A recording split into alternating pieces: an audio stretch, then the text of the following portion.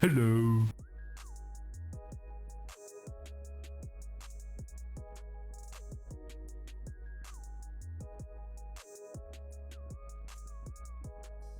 Howdy.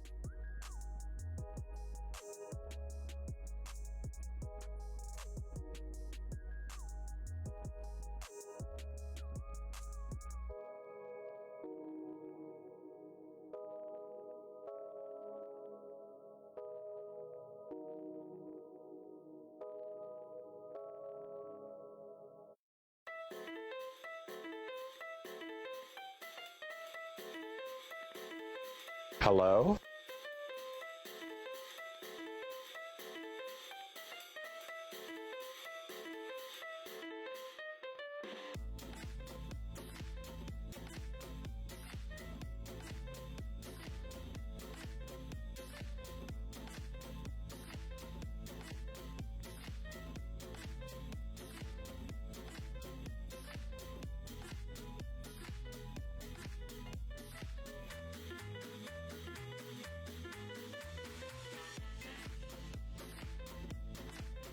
Hello?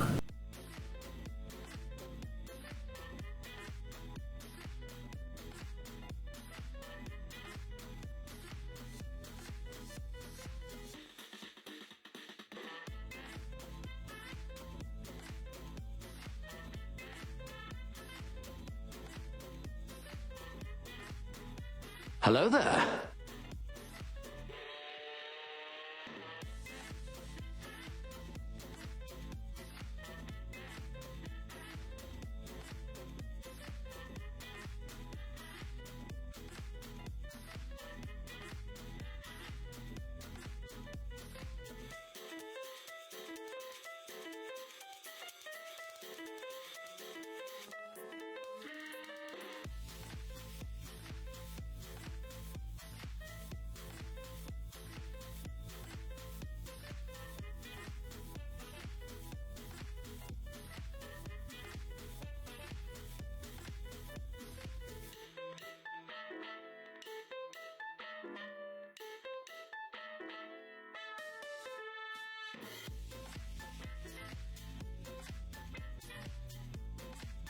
You know what? Let's just do this live. So, first things first.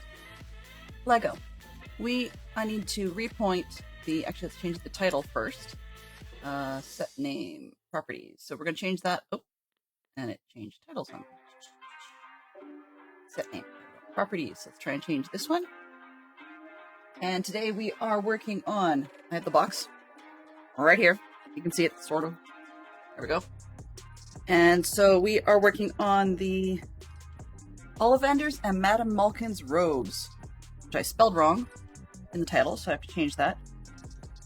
And Madame Malkin's.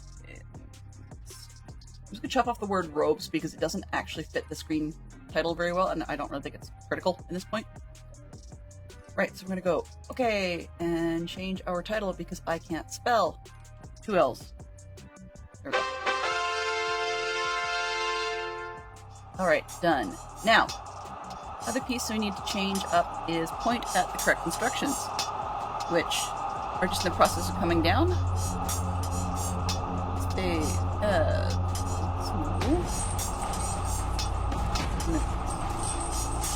Lego instructions. Sure. That'll work. Everybody join in. That one and this one. Saving the last piece.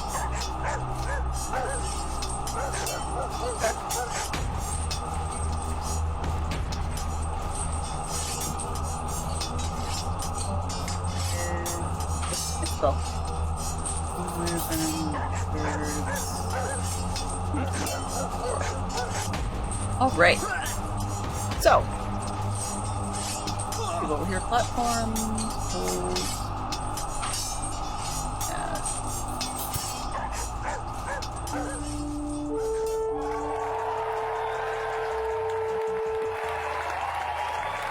hold, I heard more music. That's interesting.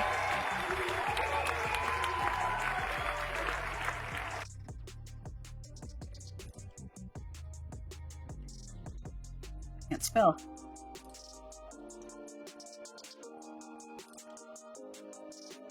And let's go for... We can always cut this off early.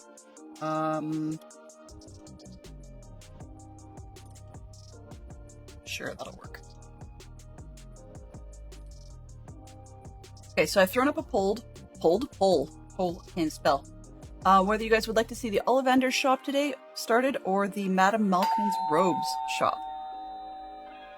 So that's what I would like to propose.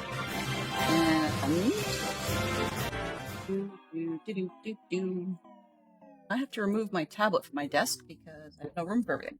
That's okay. You know, projects. There's never room for everything. Alright. There's the keyboard. We should have room. Okay, now, camera. Oops. 3, 2, 1, Shazam! Well, or not. A mess. It works. It's here. It's functional. So, we need to roll back and say hello to everybody this morning. We have a lot of Oswin making noise, so I need to make sure that Oswin isn't in the way. Way back. Wrong day. Try the other screen. Alright. So, we can delete that one. Geek Out was changed. We're currently playing with 4 fictional characters known to wear a top hat. Woohoo. Let's see what else we've got. Hello, Fantastic Sherlock Fox, and good morning, Mike Burton. I appreciate that. Welcome to Friday. Let's see. Mr. Peanut, Uncle Moneybags. Yep, that's 2. Mr. Magoo? Did he? Really? Possibly. This one. Hello. Bot, go away. Okay, or not. Let's see. Who else? ITD Tom. Yay! Yeah, hey, Tom. Good to see you. Welcome to the land of Double Park. What else we got? It must be Friday. Thank you very much, Fantastic Sherlock Fox, for catching the shout-out for ITT Tom. And then somebody did a Champion of the Hill. We're doing good. And I think we're back. Ish. Okay, so I need to make sure that the instructions are pointing at the correct file, because I just finished downloading those. They're being a little bit finicky this morning. We've got 1 vote so far for Ollivanders. Okay, that's the one most people recognize. Now, what I'm going to do, actually, is I'm going to open up the box. I'm going to find the right tool. This. And what you can see here on the table, close, cancel. I'm just going to hide this one for the moment. Close that. Sorry for the glares. Yeah. Logitune, where are you?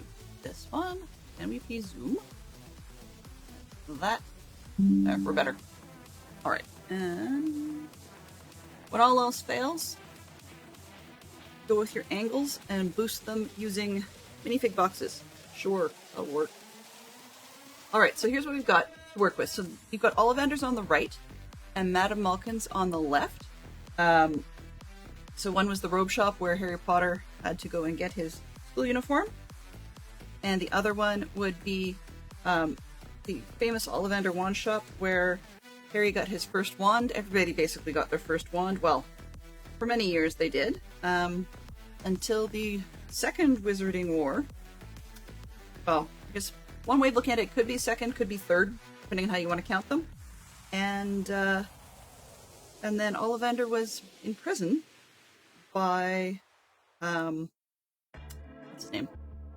Voldemort, and was not allowed to issue wands at that point. So yeah, there we go. Yes, we can. We can indeed. Because we've got the one from this set, and then we've got the one from 2011. I believe there might be one in the Diagon Alley set that's out right now, which I do not own. I do not have an interest in buying that one because there's only so many ideas that only so many copies of something that people need before they're actually, it's a little ridiculous. Now, I will say, Ollivanders is a bit of a weird exception in that I wouldn't need multiple copies of that because it was the same every time. But When it comes to some of the other rooms, say in the Hogwarts Castle, I could easily do more than one, but that's because a lot of them are done differently each time they were released.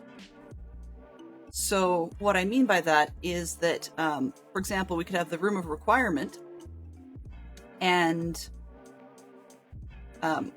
we could actually have that come up multiple different times, because the first time it would be during the what do you call it? I jokingly called it the Dumbledore's Army period, the DA, and so that was great. I got one of those, and you can see Patronus's and Luna Lovegood trying to cast hers, and some battle dummy stuff and so forth. So that was really helpful.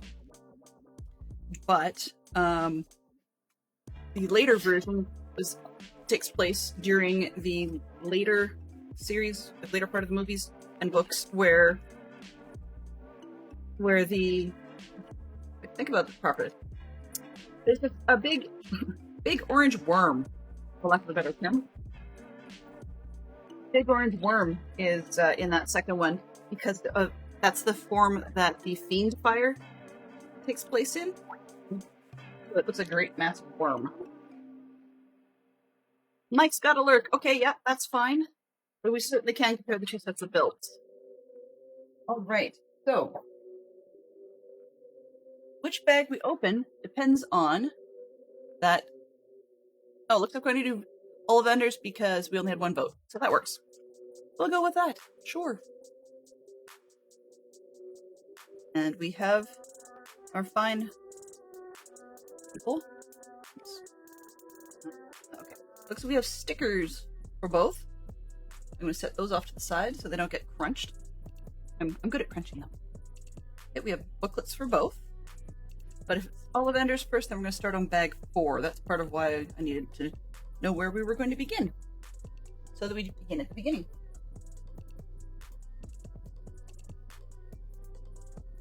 Okay, so line this up a little better. Nobody needs to see my crazy bag of candy off the side. And yes, I'm not kidding. My crazy bag of candy. Oh, and my backup cereal bars. Whoops. Okay. So, we need to get the instructions going. Properties.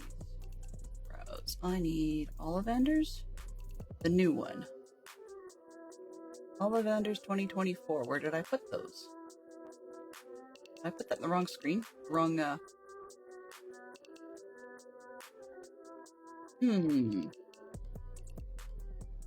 Where? That is really odd. Browse. Let's go. So I'm trying to find where I put them. They should be in the same spot I've always put them. Documents, Lego, building instructions.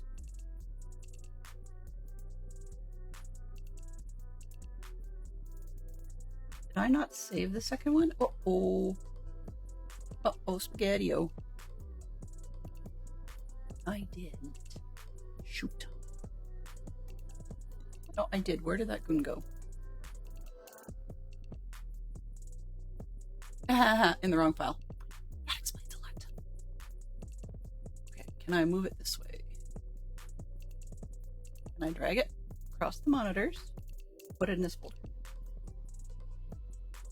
Maybe. There we go. Yay! Open. Alright. Show this. See? Come on. Page number. I need page number 1, please. It's being silly. There we go. It's tried to go to page 110, which doesn't exist. So that's why it's not going to show. Alright. So I can set away the original. And here we go. Long story short. Okay, interact. Alright, so it takes me long enough to get these going. We're going to move on in. Of course, we have to open it up. And the first one we get to build is, I believe, his name's Garrick Ollivander. Let me just double check, because that would be weird if it was. Yep, no, it's Garrick Ollivander. which for those of you who are also Star Trek fans, happens to be the name of a very amazing tailor from Deep Space Nine, and consequently actually my favorite character. How convenient. Alright, so I'm not going to do a whole lot of sorting on these, just trying to make sure I can find all the parts, and then we'll just jump right in. I've learned over the last several sets that when I put them in containers, it's just a waste of time because you have to pull them back out again. Like if I'm clearing desks, that's one thing, but not if I'm just going to be building the bits out of the way. Oh! Except when I drop things in my lap, and then I discover which pieces I just tossed on the floor times 3. Okay, let's slide this out, and I'm just going to clear up the floor real quick. Huh, okay. Give me a split sec. Let's see, face cam. Oh, wrong one. This. Oh, it doesn't. Nice. Okay. See you in just a moment.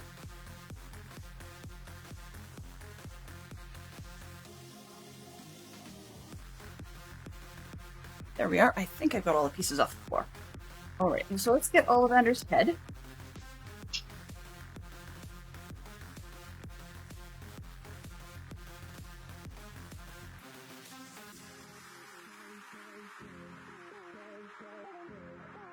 You should see my floor when these things are done. There's bags and pieces of bags everywhere.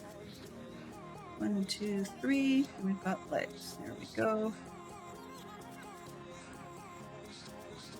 Alright, so where better to begin except to begin at the beginning. We're going to start with a happy Ollivander, but I will show you that he's got a separate face for a very grumpy and disturbed, well not grumpy, stressed out Ollivander. So right here we've got happy Ollivander on this side, maybe, come on camera, and then we've got stressed out Ollivander on the back, which I would suspect is related to the time when he got kidnapped more or less by the Death Eaters on behalf of Voldemort. Okay.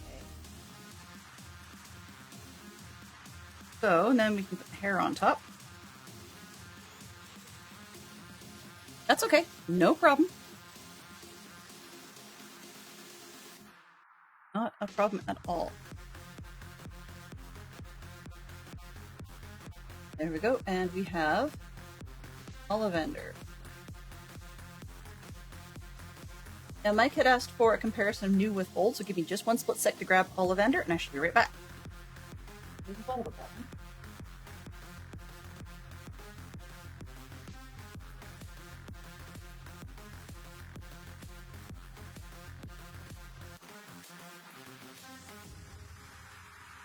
Alright, so this is 2024 Ollivander.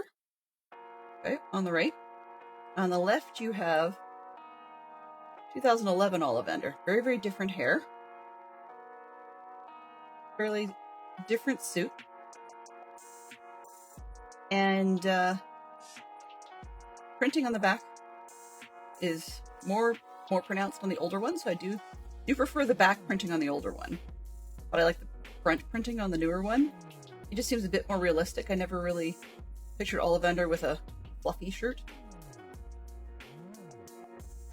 And then old one has a stressed out back of his head too. Not quite sure why. But his hair is also worse too. It's like close cropped, I guess. But yeah, but they both did have the peach color, so that's an improvement. I will say, even though there were Harry Potter sets released before that period, I am very much against getting some of them because minifigs in that one actually had the classic Lego yellow heads, which really doesn't work for me. But one interesting difference, aside from the higher hairline in this one, take a look at the old one. I'm just trying to look at the OBS here to see how it shows. Yeah, the old one, you can see that he's got forehead wrinkles, and he's got more lines around his mouth. Maybe I'll have to do guys here too. They're a little more on par. The new one's eyebrows are far bushier. And then if we flip them on the back, so that they're both stressed out, you can see that the new one on the left, once again, has the bushier eyebrows. This is not zooming properly. But then the stressed out one on the right, you can't see it very well. It just doesn't... I don't think that focus would help here. But he's got extra little creases between his eyebrows and around his mouth. much more in his forehead. So it's just a unique little difference between the two of them. I think both were done fairly well. Yeah, I mean, I like the front, but the back is a little less exciting on the newer jacket. Anyway, so this is a 2024 one is going to stay on the desk, and then the other one's going to go off to the side.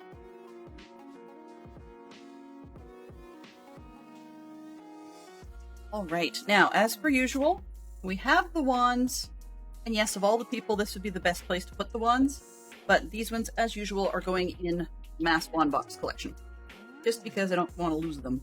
We can always change them out later and add them if we need to do dioramas or something. Right. I cannot at the moment remember which version of Oswald is currently allowed to exist. So, crossing my fingers, it won't be one that we do not want. Okay. I have to work a little more on that. That'll be fine.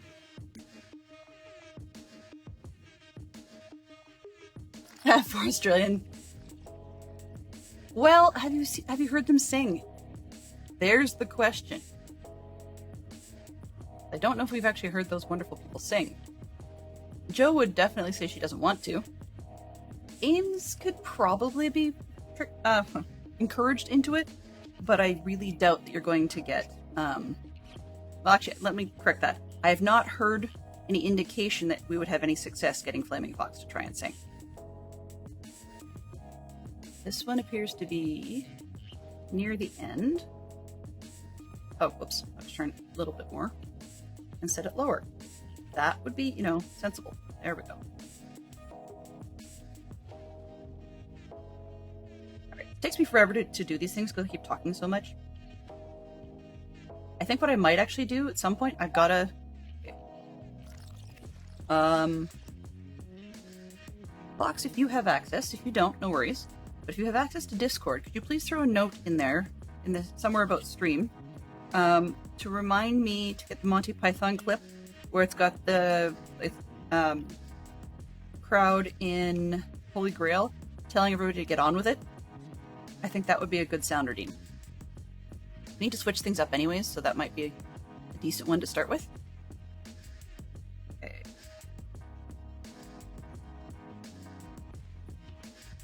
These pieces in gray are actually less common, and it's interesting they used it here as a door threshold, because if you go to try and buy them used in a shop, they often are in the bins with the mount plates for minifigs, which means they're going to end up costing you, in Canadian dollars, 50 cents a piece, so half a Canadian dollar each, which is kind of frustrating. Well, you're right. Hugh Jackman does sing. You're right, and actually he's done some work along with Alan Doyle. Well,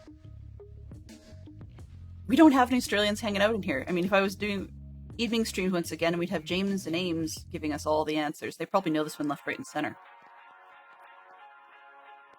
Sometimes it's kind of odd because some people don't necessarily realize how much the North American groups have filtered in to Australia, such that it just seems normal, very, very normal, just to have North American groups doing their thing. But honestly, there are other places out in the world that actually have their own groups, and a lot of times the North Americans forget that. It's kind of funny because I was watching an American video reaction to Canadian things. If you guys ever get a chance, you're in the US, I'd be kind of curious to hear what some of your reactions would be to this particular individual. But it's a guy who goes by the name of Tyler Bucket. And he admits it's Bucket, not Bouquet. Anyway, he reacts to videos about Canada. And he's covered quite a wild range of topics. Everything from food products to famous tourist locations, to weather, to things that seem to be normal in Canada but are not normal in the US, such as we have payment machines like debit card machines or Interact machines that get brought to your table at a restaurant. we don't have to anymore get off our duff and follow the server over to the cash register to pay. It's not a thing anymore. Which I find that really interesting that it's not an American thing. I honestly thought that you guys started it. But it's apparently not an American thing. It's a Canadian deal. So wireless payment terminals in that sense. But Tyler has also talked about all sorts of other things too. Is she? Now that I think about it. I'm trying to remember if she's Aussie. Yeah, she is. I remember she did an interview once of getting Olivia Newton-John. She got kind of annoyed that people assumed that she was New Zealander for some reason. I mean, I get there's a bit of a rivalry between the two. In a way, it's kind of like the rivalry between the US and Canada over here. Or another way of looking at it is in the UK, you know, people sometimes can't tell the difference between a Scotsman and an Irishman, and it doesn't have to have a super thick accent involved. But because people sometimes can't, then both countries often have people that get a little out of joint if you mix them up for the other country. I think we've got enough. We can probably roll it.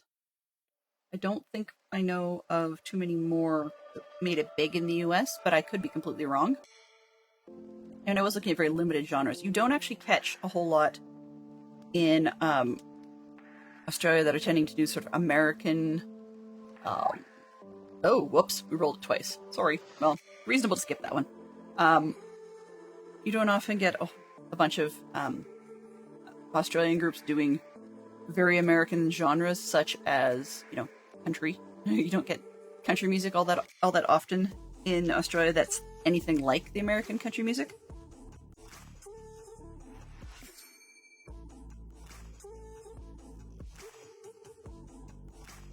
And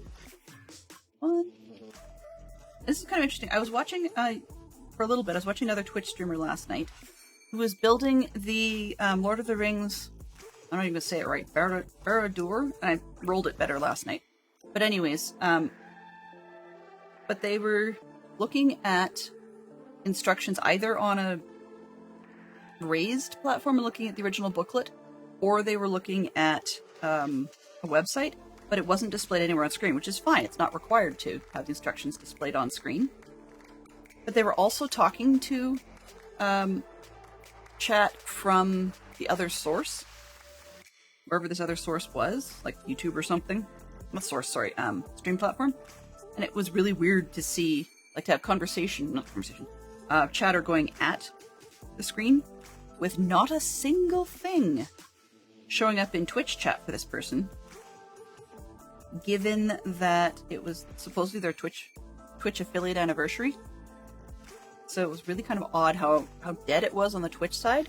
Yet they seemed to be having an interesting conversation with something or somebody on the other side. But they weren't. I didn't watch it long enough to figure out what that other source was. We are in the middle of ads. Woohoo! Yippee skippy. I still need to get that ad thing figured out. It's not showing in my stream the way Twitch promises it would. So, yeah. Not good. Sorry, guys. Alright, nailed this one? Yep. This is one natural disaster film. We've got a few here. Armageddon, Earthquake, Twister, Dante's Peak, Independence Day. I'd say Independence Day wouldn't count because it... Yeah, I guess aliens are kind of a natural disaster, but not natural here. Alright, so we have windows this time. But the windows are yellow rather than the standard clear. An unnatural disaster. Very much so. So we're gonna... we've moved on to music category for classical composers. Now, classical musical composers do not have to include people that are dead. So what I'm saying is, some of the ones that we often think of are ones that are not necessarily passed on. Although, I mean, the one I'm thinking of right now is actually Probably could be anytime soon. Yeah. Or classical music composers. Oh, ad break is in progress, so we shall hang on to the other side. I keep got one of the windows in backwards. So you guys are aware I don't like the mold points showing, and yeah, I got one backwards. Oh well. It's not worth punching it back out again. What they've done is they have the injection mold spots on the back side of where the writing is, so either you show the injection mold spot or you show the writing.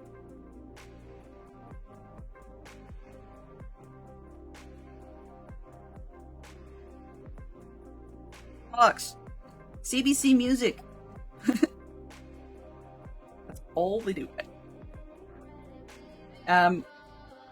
Fox likes a lot of CBC music. When you think about it, it's not necessarily a bad thing, but classical music is very, very commonly used as, well, for lack of a better term, elevator music, on-hold music, background music at, you know, the dentist or something like that. Film scores actually quite often qualify as background music, so in that case, we could even add to it more modern composers such as John Williams. We can get in there, and occasionally Hans Zimmer, which just he has a cool name. But then I've been laughing about Zimmers ever since I've heard about them on Red Dwarf. So you know, me mature, no. But yes, we can certainly roll that one. Now, if I was to say, Fox, we need all the first names, that might take a little longer, but he could do it. He could do it. All right. Okay, sci-fi holiday films. And I'm not sure, I didn't write the question, so I'm not sure whether or not that includes or excludes the disaster that was the Star Wars Holiday Special.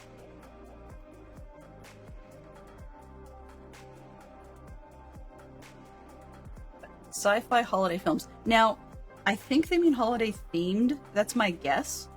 But holiday release would probably work as well, just to ensure that we have the ability to roll this question with an actual answer, as opposed to I'm going to say that we can't do it.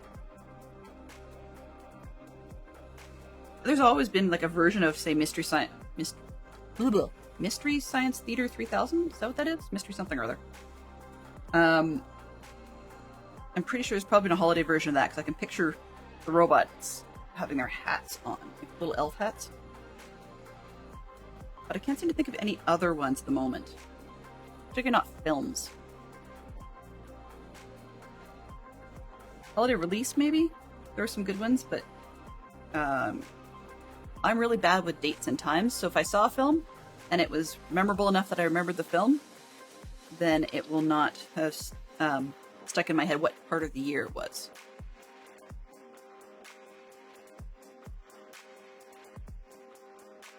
That one unfortunately put the brakes on a little bit, because I'm not sure too many people know sci-fi holiday films.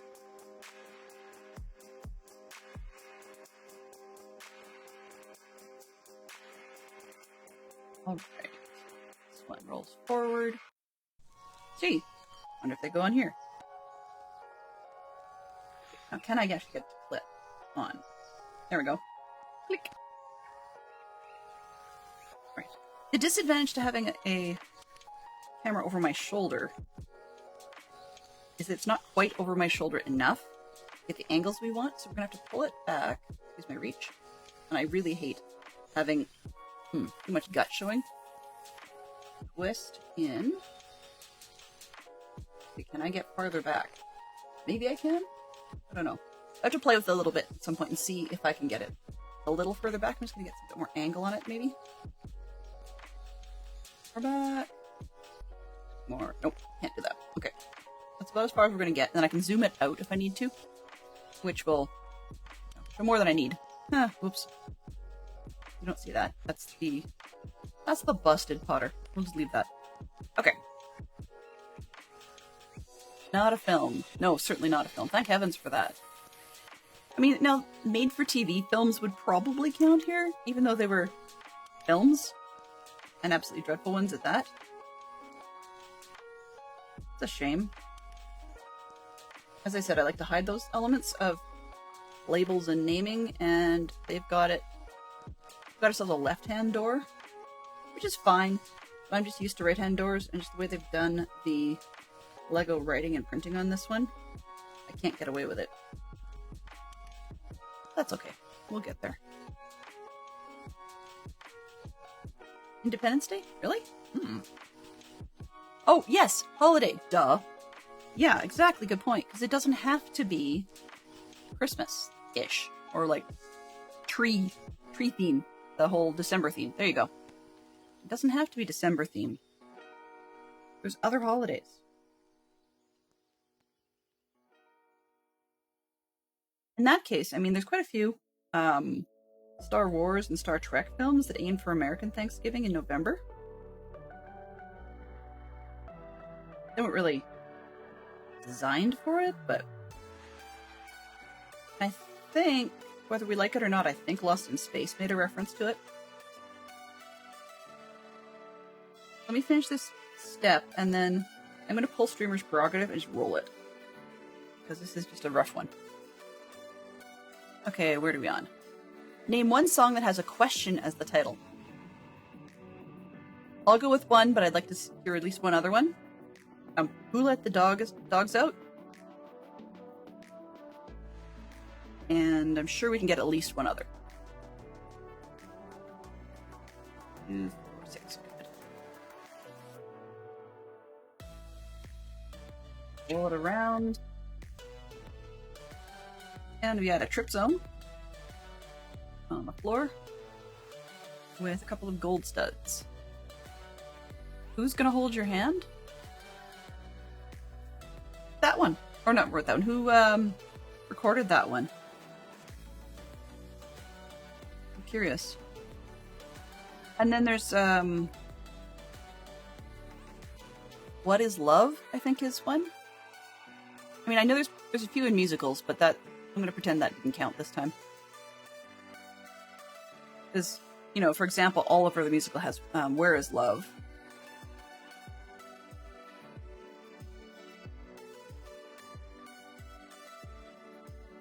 I swear, I start to stream and then my nose gets itchy. It's really kind of odd. Usually it's on the top edge. Like, it's not like it's up inside my nose like I'm inhaling dust or something, although my office is dusty. But it's on the edge, and I don't get why I'm always itchy. It's not allergic to streaming. Why do fools fall in love? Yes. The thing I like about the music questions is they give me a bit of an earworm for a bit. That is actually a challenge for me to try and not act upon. Which reminds me, now that I think about it, platforms, channel point rewards, disable. I had an old one, actually, let me just, is it worth keeping? No. So I had an old one I'm just going to get rid of, called Sing a Snippet. And it was just for me to, like, sing a snippet of whatever happens to be stuck in my head at that point in time.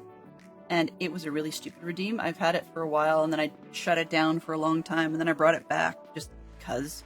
And I shut it down again, and I'm like, yeah, I think this time.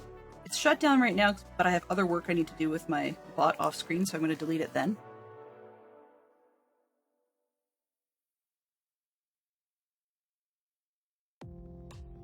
Got 2, I need the flat one. Why do fools fall in love is a good one, yeah. Hello. Hey lass, how are you doing? Welcome to Friday. Happy Friday to you.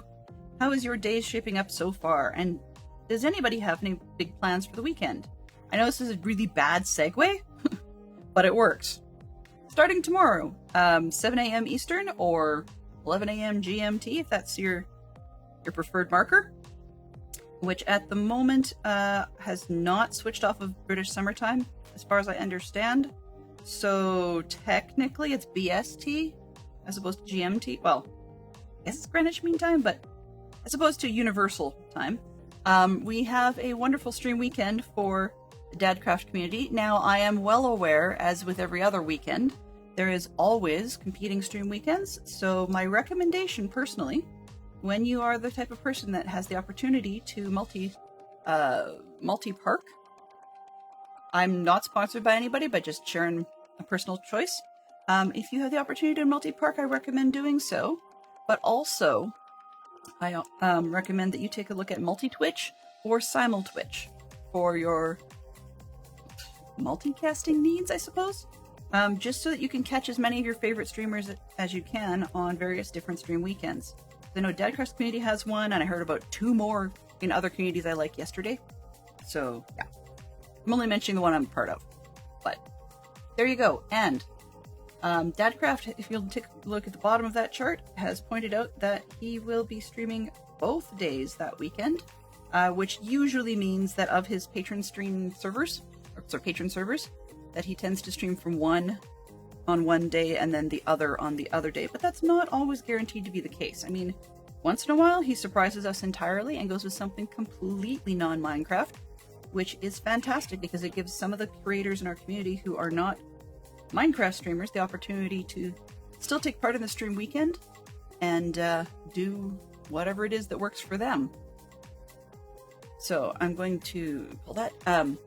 But as far as the stream weekend goes, we've seen everything from, I think we've seen Gundam streams, we've seen micro bookcases. I'm trying to remember what else we've seen, but quite a lot of wonderful stuff from the community. So definitely worth checking that out. Yeah. So they do run every 2 hours, and we're not kidding, from, well, okay, could be 3. You have to keep an eye on the time slots, but generally start out every 2 hours. From 7 a.m. Eastern, quite literally, right on through till 11, sorry, let me correct that, 1 a.m.? No, sorry. What slot did he have this time? I gotta figure this out. Sorry. My brain just, bleh. 11 p.m. Okay, yeah, right through until 1 a.m. Eastern on Monday morning.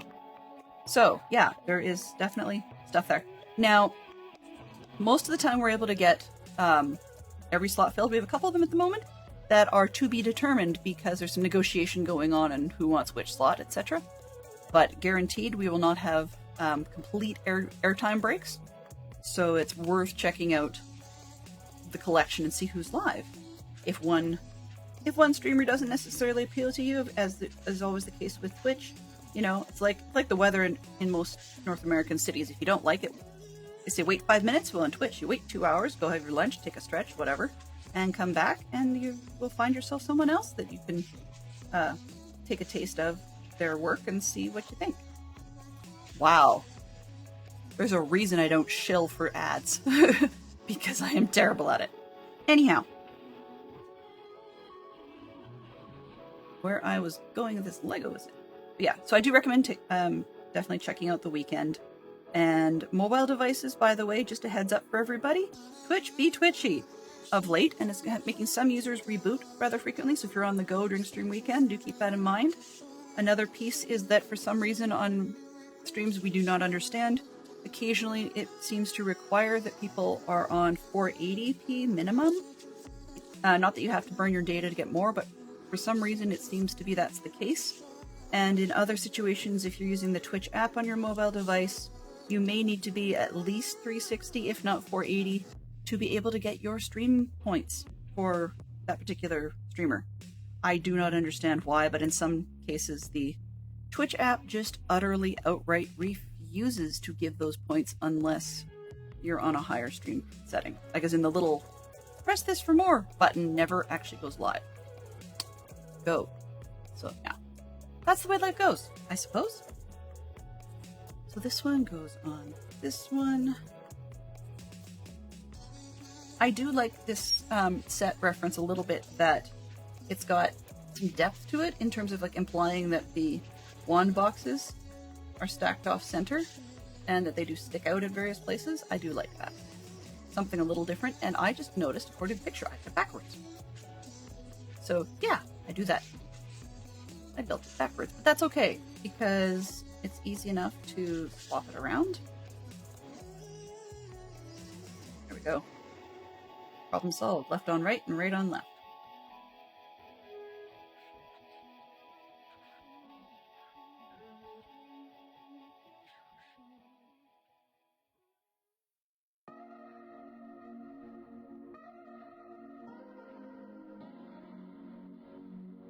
Does it?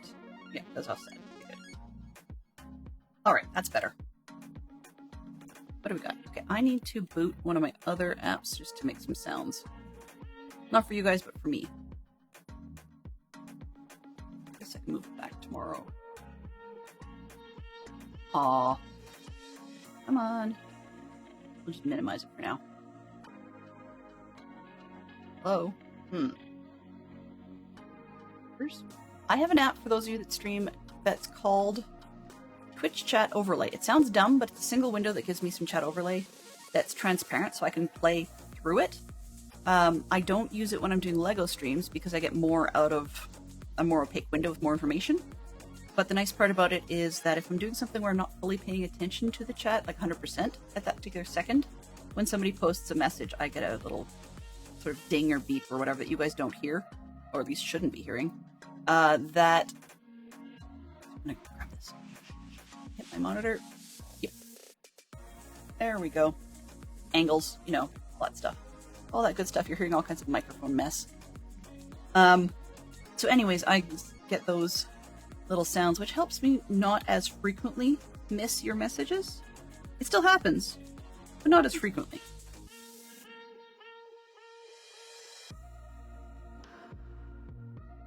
I forgot about the, yes, Xboxes and kids' Xbox.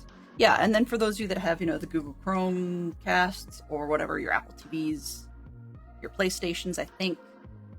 I have not tried it on Switch, but I would not be surprised. It's probably a thing. I don't know. I've got iPads and laptops and whatnot, so I haven't worried about it. One of the things, if you're on PC, I am learning to love, slowly, the Arc browser, ARC. It's hit or miss in some respects, and it still has a lot of long ways to go. Or if you're on Macintosh, by the way, Arc browser is amazing.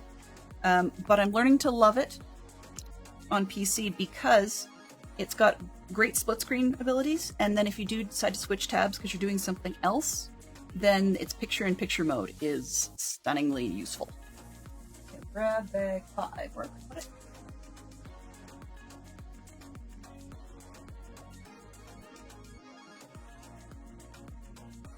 Another one of those situations where, once again, some bags are marked with the white band that has the black lettering. Other ones are with the slightly larger numbering that's in the white outline. I wish I knew why they're differentiated like that. Even in the instructions are differentiated like that. Initially, I thought it had to do with maybe, you know, separate packing factories or something. But turns out that's not the case. Cool. Rockin'. Yeah, I mean, that's the same thing. Like, there was, at one time, and I don't know if there still is, a block after me before DC. Which is weird because that slot, or the one I currently have, are ones I usually debate between doing. Which one? Because there's the perks. Either the 7 to 9 slot, which happens to be like the same time before our dinner at our house, where we actually do our video gaming time every day, so it works well for me, and so therefore that's the one I picked. But the perk of going in the one after that is numerically, I know it sounds dumb, but if you do the metrics and numbers, even if people have taken off for their dinner and whatnot, they tend to tune into the person who then raids into DC, for better or worse. And so sometimes I want that one, which means that in theory I could do that and just switch topics in between. That's a possibility. So I mean, if all else fails, you know, it works. The other thing is I've been trying to sucker Fox to do a faceless stream, and on ultra short notice it totally wouldn't happen, but you know, those things we could do. But anyhow, neither here or there. There will be people filling these slots, even if it ends up that 10 minutes before the stream we're like, who's doing it? Nobody knows, and like 4 people get ready, you know. That's happened on occasion too, and we trip over ourselves trying to find people so that it actually works. Just because some people's internets in the last few months have been really yo-yo, up and down crazy, and that's not necessarily related to weather, but I mean, 'tis also the season for crazy storms. Well, I guess you'd say any day that ends in the letter Y is the day for crazy storms in North America, somewhere, and bad internet somewhere, but it's always doable. Like, we can figure it out. I have faith in this community. Yeah. Okay, so this one is... Let's get some legs. This one, I'm just going to see if it has a double face. Yes, okay. Because it has a double face, I will show you the double face before I put the hair on, as usual. This one appears to be a youth because they have the inflexible legs, but there's an awful lot of printing on the torso, so I find that kind of unusual. I think we're going to go with a happy one situation, but rather than happy, we're going to go with really happy, just because. Why not? Because why not? This one has a name. And apparently... Okay. So it is a name that we've seen before, but oddly, more unusually dressed. So this one... Here, come on, lights. There we go. Is Padma Patil. So one of the two twin Patil sisters. But what I find interesting is the outfit, sweater and jacket and whatnot. I get that makes sense, but there was a time where you very commonly did not see, either in media or in toys, reference to either of the Patil sisters outside of what is stereotypically thought of as how do I put it? Okay. Their Yule Ball outfits. I will leave it at that, more or less. I mean, I can show you those minifigs later if we need to. But the long story made short on that was, given the facial tone, you kind of get the hint between the name and the tone. But suffice to say, you don't often see minifigs or pictorial references of them without being in those other type of outfits, like born to North America or England. And I'm disappointed. But I will say, short legs or not, this is one of my absolute favorite hair pieces because of the super length to it, and yet good amount of detail. It is, unfortunately, the hard plastic variety of hair, which I will say in regular minifigs is disappointingly common. In the LEGO Friends series, you see it a lot too, but not necessarily always. In the LEGO Friends, you're more likely to get the rubberized ones, which I think is great for hair. I think personally would love to see all hair pieces done in the LEGO Friends more rubberized hairstyle. Yeah. At the moment, the LEGO plastic one hair tends to have, be as shiny as mine, which is gross and disgusting at the moment. But why not pull off an impression of Snape when you can? You don't always get the opportunity. Okay, so move these window frames, and we'll slide this piece back onto the scene. And let's tip this up just a little bit so that we can get a bit more of the actual usable desk in the shot. There we go. Push that out of the way. Alright, so that'll help me if I start to zoom things out later. So we need to add onto this a couple of side pieces. Need bits on the bottom. It's going to hang over by one slot. The overhangs are always weird. If I open the bag, that might help. There we go. Okay. I really got my camera tipped today. There we go. Alright. So this is, just in case you guys are curious, this camera's on a swing arm, as you probably had noted when it came in. And so it's easy enough for me to bump. I do tend to keep it out of the way most of the week. It'll be out of the way on the weekend and then back in. Which reminds me, as far as the back in part goes, starting next week, meaning Monday, we'll be sort of flipping things a little bit on their ear. Monday, because things have shifted and the Streamcraft 73 team, I didn't realize this was bigger. Team logo, let's make this a bit smaller. Anyway, what I was going to say with that was that because the Mondays for them are not as prolific as they used to be, I guess. And I'm going to move the question of the day because that's just dumb in terms of size. Down, please. That's better. Okay, so, but because that's shifted and provided an opportunity, then I'm going to be switching my LEGO Day to Mondays. So it's going to, henceforth after today, be known as Lazy Lego Monday.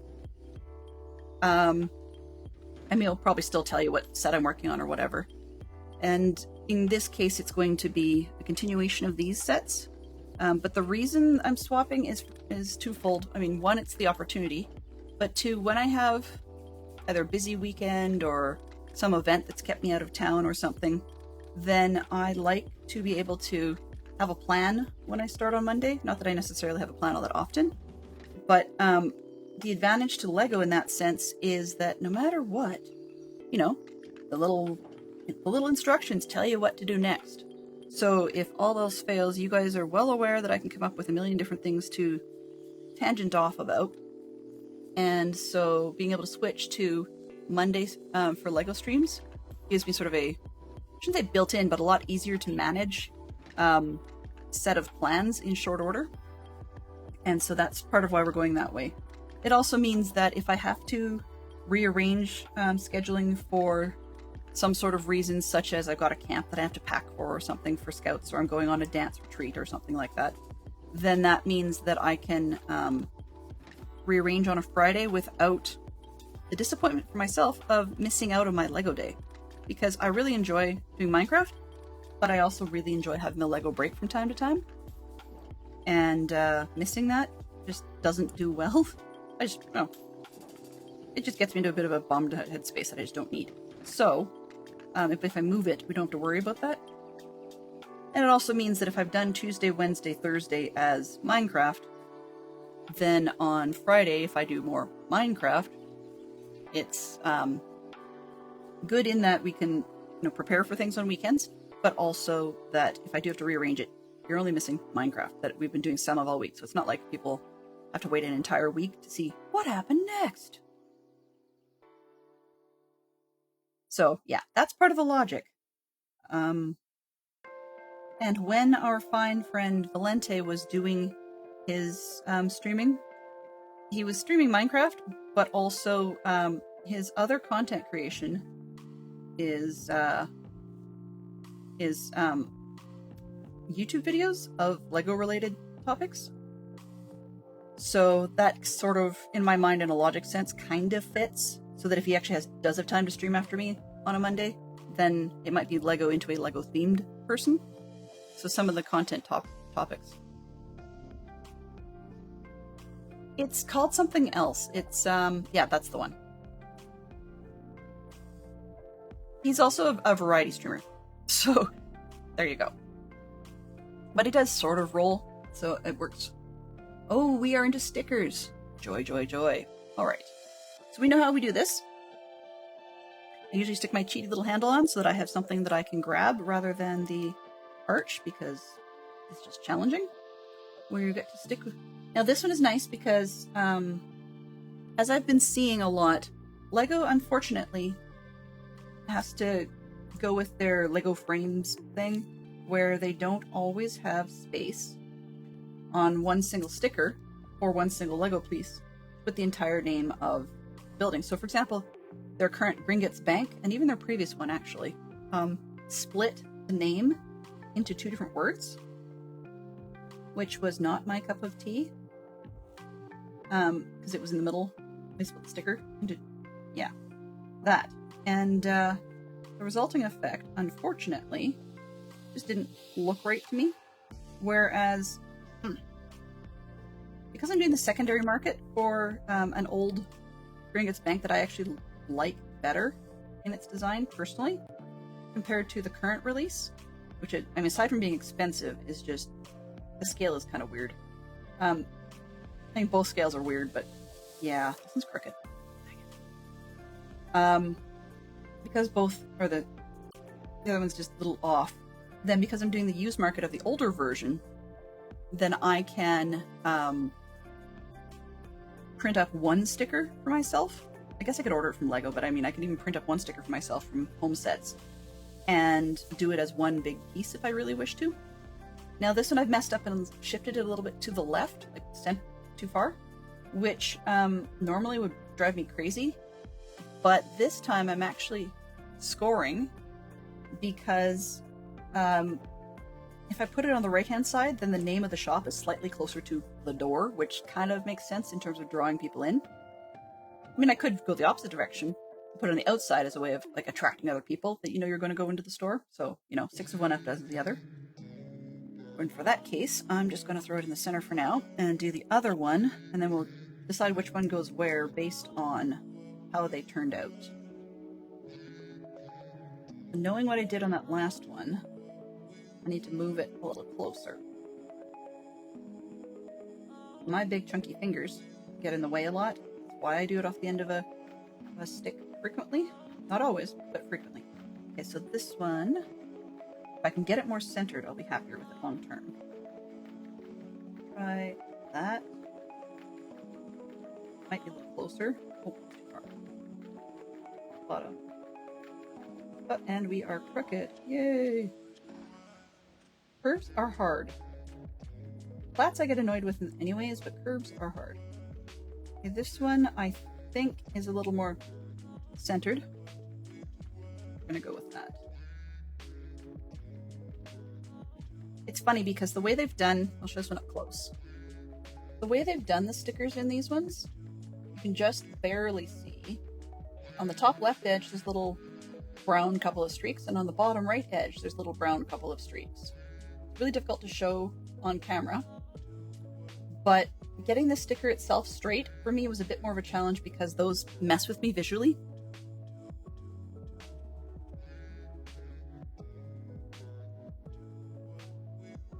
And if Fantastic Sherlock Fox, at some point, not now, but at some point wants to, there's a ChatGPT shoutout that doesn't trigger the Twitch one. I just forgot to turn that bit on.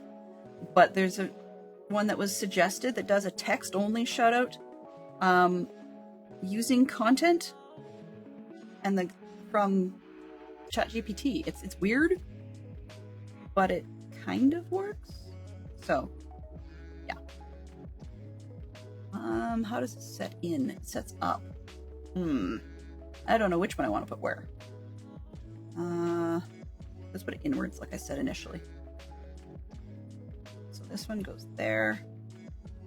This one goes there. They've got a little stud separator underneath. Honestly, I'm not sure if I like that. We'll have to see what it does for the rest of the build. Okay, so we are 10 after, which means we're running for about an hour, just over an hour. You know, me never on time and all that jazz. While I did try and aim for the top of the hour today, I thought, this is great, I'm ready to go, and sat down and went, I forgot to get the picture up here for the set, and I forgot to get the instructions. So, yeah.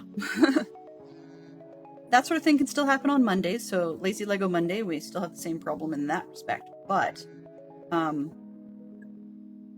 at least I wouldn't have been thinking about what I was up to yesterday.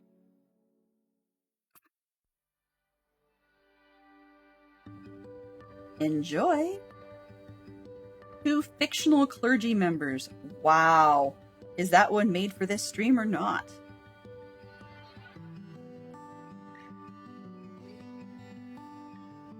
I can answer that one easy peasy lemon squeezy, but yeah. Father Brown and Brother Cadfael, and technically Brother Oswin. As much as our version of him is a pain in the butt some days. It's actually not bad. I'm just trying to see which version of him do I have live? Both. No. Nope. Just the... Okay. He's not as verbose as he could be, so that sounds like he's not... As I've mentioned in the past, I have 2 versions of the instructions for Oswin running, set up. And one of them has... both have a big descriptor, but one of them runs through better filtering than the other. And the one that runs through better filtering also has... it's been fed part of the chat history. So when it does choose to randomly pop up and just interject itself into things, then that version of Oswin has had some of the background from the chat to have context of what's going on. However, that one also seems to randomly say, okay, in the middle of nowhere, just because. And it can happen 3 or 4 times in a row, and it's a little bit distracting for me. And confuses people in chat, so I just switched that part of him off to another version of him where he doesn't get that context, and he tended to be a little more verbose jumping into things and such, which is fine, but I don't know. I liked the lack of risk. Being that I gave him a character description that generally insists you absolutely must say stuff that cannot ever be construed as, off-color or non-family friendly or anything of that nature, then I guess I'm safe. It's just that I like the ones with safety filtering where you can actually teach it things. So one of them I can teach it that I like to go by Delenn, and the other one I cannot. So yeah, one of them I could teach about the concept of the word sus, and the other one I could not. So that's why I'm working on figuring out how to make it work. So yeah, if Austin's random messaging, let me see if I can set that. Okay, let's change it today. He's probably going to jump in anyways, but we're just going to make this a 1. Okay, and then I have to reinitialize him. Trigger that. And enable that. Okay. Which is weird because I didn't get any feedback, so hopefully that worked. Action cue. Yep, okay, well, whatever. He exists, I guess. We'll see what he does. Anyways, so we've got 2 fictional clergy. Perfect. Name 1 Hans Zimmer soundtrack. Ooh.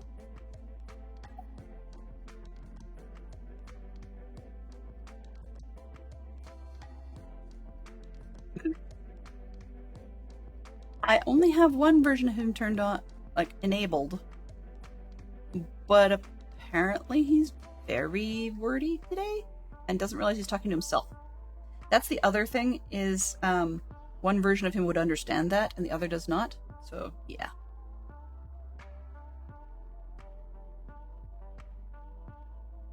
I don't know, good question. I can't remember at the moment who did which. I do remember actually that Fantastic Truck Fox and I a while back were watching one of those chat episode things. Not chat, sorry. Let me back that up. Bloop, bloop, bloop, bloop, bloop. Free coffee. If I open it, oh man. I need coffee to drink coffee. That's kind of scary. Uh-oh.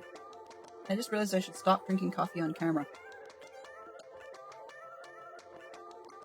Anyway, long story short, not about the coffee cup, but about the story, was that we were watching one of those quiz videos on YouTube, where they say, can you tell the difference between this thing and that thing, or name the movie from blah, blah, blah. And they were having one that was playing clips of movies sometimes with the visuals, other times it was just a still, and oh, I have to do this twice. Okay. I have to back up here. But they were having one where the question and then quiz repeatedly was it, or in the movie, was it Hans Zimmer's music, or was the score composed by John Williams? And you start to really pick out fairly quickly which one is which.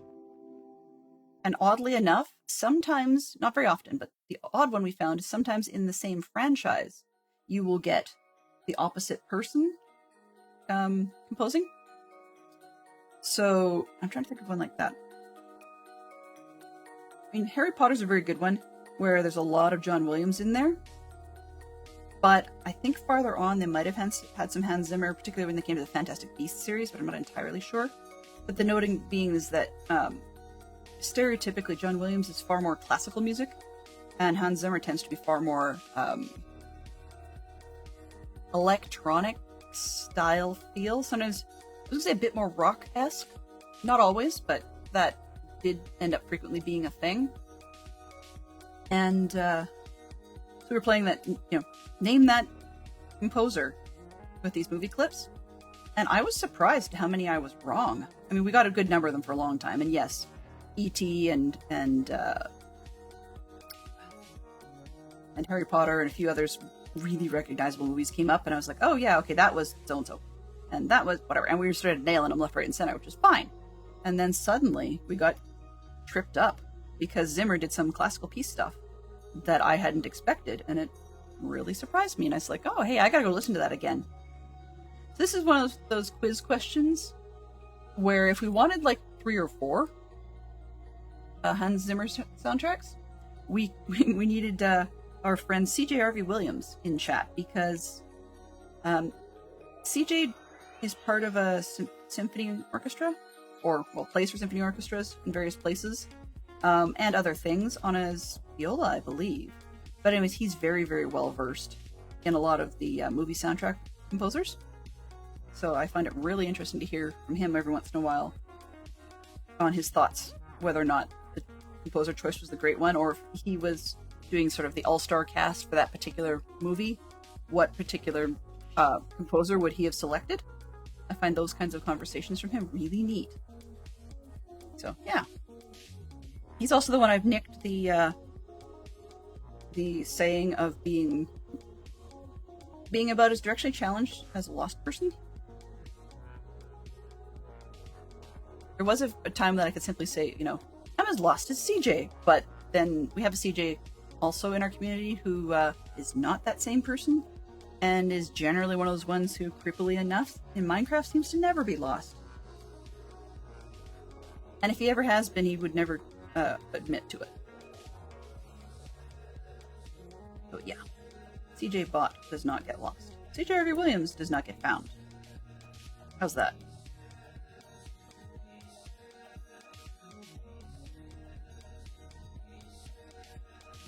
Okay.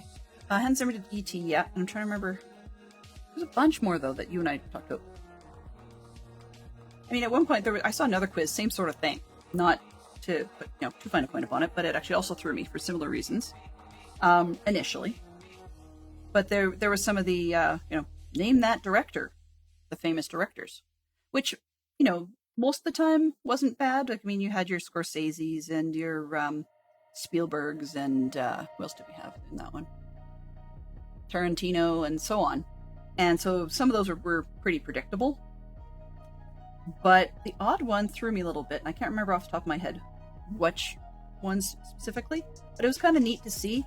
And I think James Cameron was one of the ones that threw me a little bit, because of course there's movies that we know from Cameron like Titanic, very clearly, or the Abrams version of the Star Trek franchise. And that's all well and good, except that sometimes they threw you in curveballs intentionally in these quizzes. I mean, that's kind of the point, I guess. But the curveball was that they picked ones where this famous director was not actually the director on the piece, but they were the named executive producer. So technically, you were wrong if you picked that person. And I just thought that was kind of neat, because some of them I'm like, oh yeah, that is such a so-and-so type of style. And, well, it might have been somewhat like their style. It definitely wasn't that person's actual directing. But it wasn't that the director himself was a no-name. It was just that I hadn't realized that the style I was expecting or predicting was actually the producer.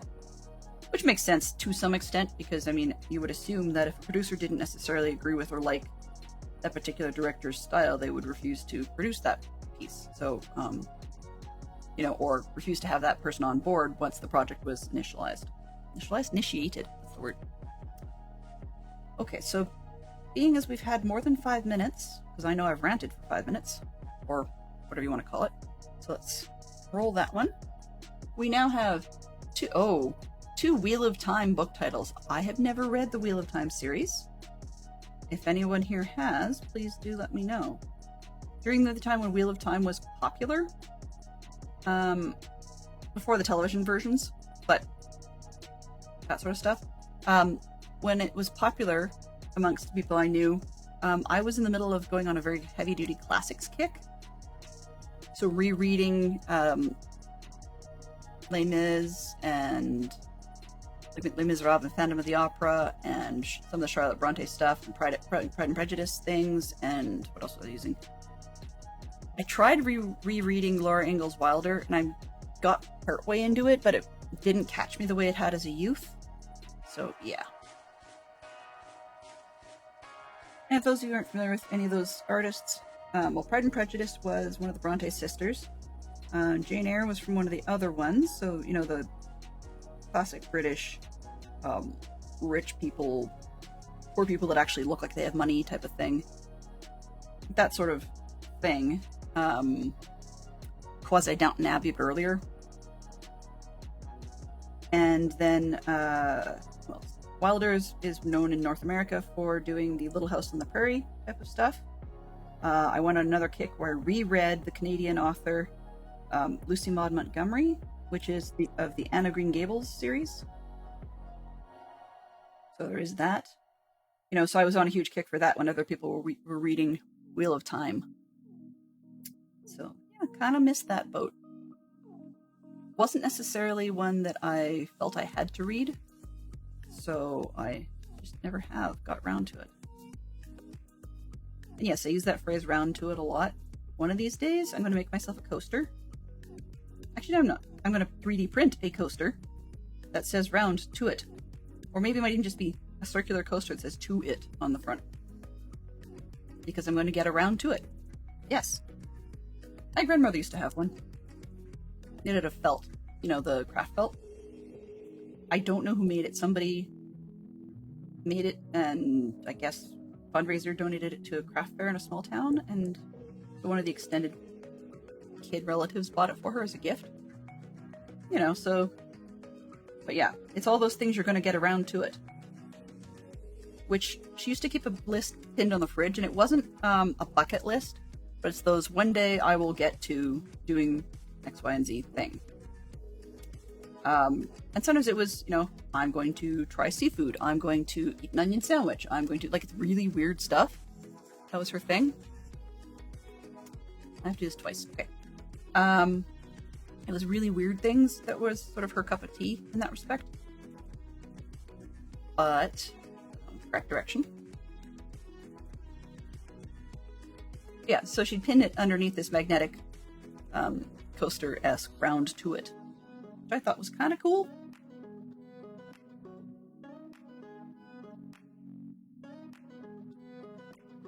I decided one day I needed myself a round to it. So that I can get around to it. And it's funny because every once in a while I get jokingly asked, are you ever going to, you know, get whatever thing done? Like, well, I haven't gotten around to it yet. And if I actually had around to it, then I might not have that excuse anymore, which is kind of, I don't know what I'll do then.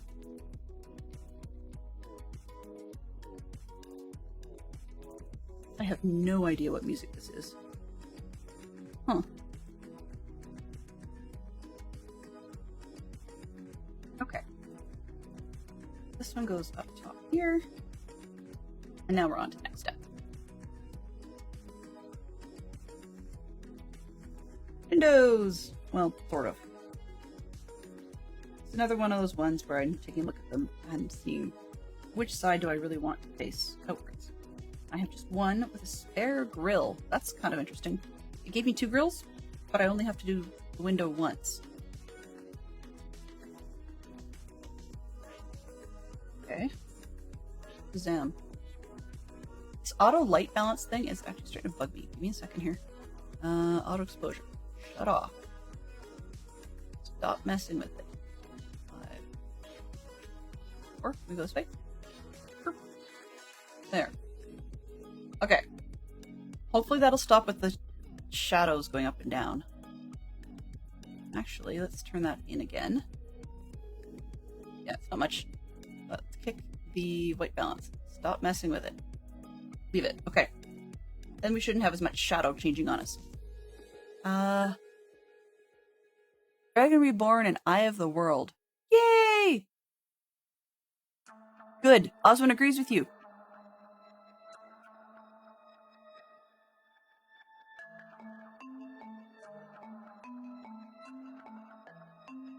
Well, here's the thing. Is it... If there's one in between, are we talking story order or publication order, or is this one where the case happens to be that they are the same thing? I mean, Osmond can be wrong, but here's the thing. He's been told he's not allowed to admit it if he's wrong. So what I mean by that is, okay, that's not quite what I'm getting at. He's allowed to... His brains is part of like ChatGPT and all that ChatGPT entails. But he's allowed to be fallible. I specifically told him he was allowed to be fallible. And I said, everybody makes mistakes. Being as you're pretending to be an everybody or an anybody, you can make mistakes. However, you try to be as accurate and factual as possible.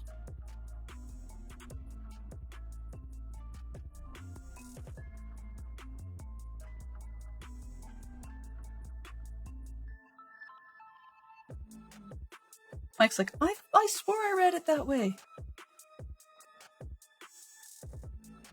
Okay, here's the windows. Great. We have 4 of these, and I'm in. I don't know why, but because I had the frame curves facing outwards, for some reason, I had an instant inclination to put the windows in the other way, which was not easy. I'm thinking I just won't do it that way. He's right. Oh. So did you misremember the order? I do that all the time with my book series. I misremember the order quite frequently. That feels the worst. And the Sherlock Holmes books I'm pretty bad at for that one, only because I've read them enough times that the order starts to blur. And I've read them out of order. Only because there are certain stories in the first collection of Sherlock Holmes stories that I actually don't like. So I kind of avoid them. We talked about the other day a little bit how I spent time in another city and was hanging out with people from the Church of Latter-day Saints. And one of the Sherlock Holmes stories, partly because of the time, and yes, that group has a very unique history, that Doyle did not show it in a very good light at all. So I only actually ever read half that book, or half the story of The Study in Scarlet, after having read it fully through twice and really disliked a lot of it in the center. So I actually read sort of the start and a huge chunk of the end, but I actually skip an awful lot of the middle part, just because I know what that is, and it's not the way that group is portrayed these days, and so yeah. But then the resulting effect too is, as part of a book club, we would pre-vote every month on which story we were going to cover the next month. For some editions of the Sherlock Holmes short stories, they were actually published in a slightly different order than they were collected, the collected short stories. So depending on which anthology collection of short stories you read, sometimes they're in slightly different order, and some of them are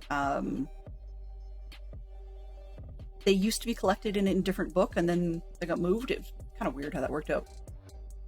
So we shuffled them all around, and by doing so, we got ourselves really mixed up. Okay. Bag 6. Yay! Not 9. Maybe on the floor. Huh.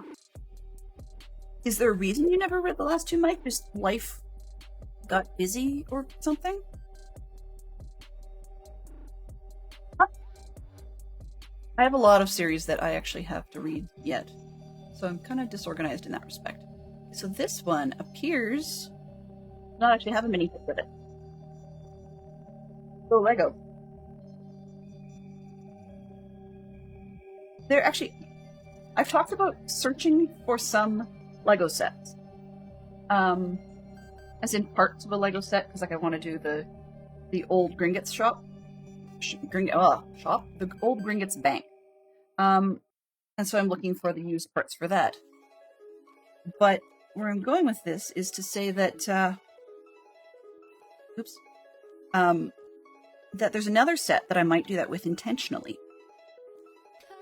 Because there is a release of the Hogwarts Express train that also comes with the Hogsmeade Station. But I already have an earlier release of the Hogwarts Express train, which I actually quite like.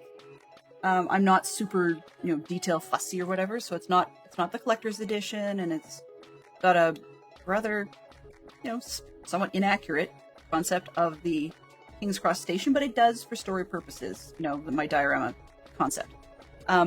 So I don't need another train. I really don't need another train. And really, that's the part that the majority of, aside from the mini... Stop it, light balancing. Jeez.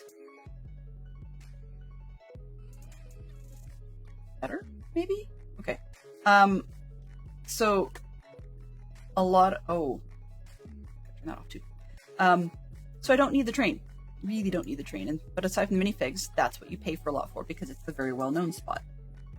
So what I might do at some point, and this is one of those round to it things that really doesn't rate, is get the instructions for that set that we've, it's the more modern one with Hogwarts Express train and the Hogsmeade Station, and just search for the used Lego parts for just the train station, because I don't need both in the concept that I've got going.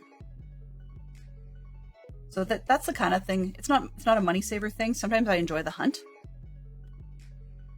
because space is at a premium, and that's another thing too. As I said, I do like sets when they're re-releasing parts of it because it's a different scene in the series. But I don't need to re-release them. So, like for example, the currently released, so the 2023-24 more 24 set for the Great Hall at the Hogwarts Castle is a set that also seems to have 3 rooms in the basement. One references the Chamber of Secrets. One seems to reference like a bathroom for a troll in the dungeon kind of stuff. And then the third one is a Hufflepuff common room. Well, I've got a Hufflepuff common room because I've got the book series that they put out. Like it's open closed books per house. So I don't need that. The bathroom troll in the dungeon thing, I've got the third floor. Is it third floor? Yeah, third floor corridor washroom from when Harry, Hermione, and Ron brewed. Oh, what did I do? 1, 2, 3. Yep. Harry, Hermione, and Ron brewed Polyjuice Potion to change into the other ones. So, I mean, yes, the troll itself might be kind of nice, but I don't really need a bathroom space. Then we follow that one along. I do not need. The Chamber of Secrets one is great, but I would rather reference that entire scene because there's an awful lot of the movie that happened there. And the bit that they have in this particular Hogwarts section is not. It's insufficient in my mind. Picky and all that. So, because I think it's kind of insufficient, I don't think it's worth the rest of it. And the Great Hall itself, people claim it's different, but frankly, to me, it looks very much like the one that was released in 2018. So, I don't really need a repeat there. And as I said, that a lot of those choices are because of storage space. I'm in it for the story.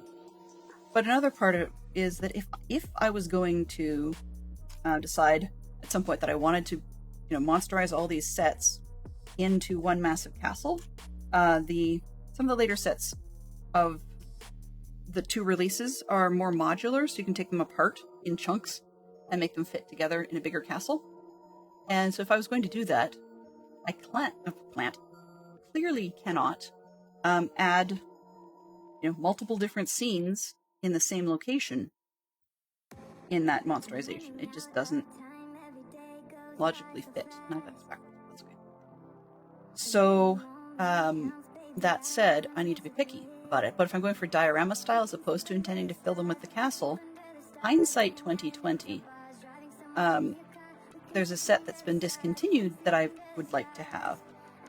And it is a Chamber of Secrets where you see a very larger representation of Salazar Slytherin's face. If you watch the movies, you're going to see a lot more of his face. Must be the half hour. Yeah, okay. Hour and a half. So this is the third ad break. We might have a fourth. Potentially up to 6. Apologies.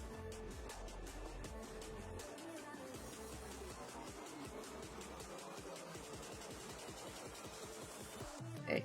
Reason for said ad breaks is I just kind of let Twitch do what Twitch does.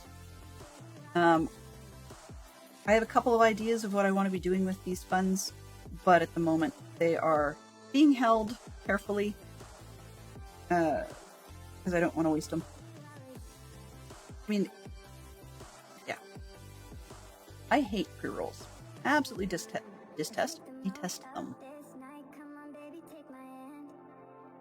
Even when I'm pokey, if people are going to pop in at the start of the stream, they pop in the first 10 minutes, which means that they get pre-rolls if that's the case. And I don't like that. So if I put up with a 30-second ad initially, within the first minute of the stream start, then we get 10 minutes of ad-free time. So if people happen to make it after that first minute, they pop in a window where it's ad-free. So score all around. The resulting effect, though, is if you let Twitch help decide after that, then you're going to get 3 minutes of ads an hour, which tends to mean that you get ads in your face every approximately half hour. So when I let that happen, right after that half hour, you get 10 more minutes of ad-free time. So, I don't know, for every 30 seconds we run, we get like 10 minutes, so maybe that's more ad-free time? Who knows? Fun stuffed under the mattress for more Lego. I don't know, because yes, I could spend them on the more expensive sets. Truth be told, I'm pretty sure that's not where I started. And as much as I love being, doing Lego, and I share it with you guys, and I love sharing it with you guys. That said, it's kind of for me, so there would be a bit of a guilt factor there if I did that, just because if I spent it all on Lego, just because I know that's not what the Twitch viewers really are enamored for. Numbers alone say that, so, I'm not completely talking out my ear here. And that's fine. Right? What does people keep saying? You do what makes you happy. Well, it makes me happy to do stuff that people enjoy.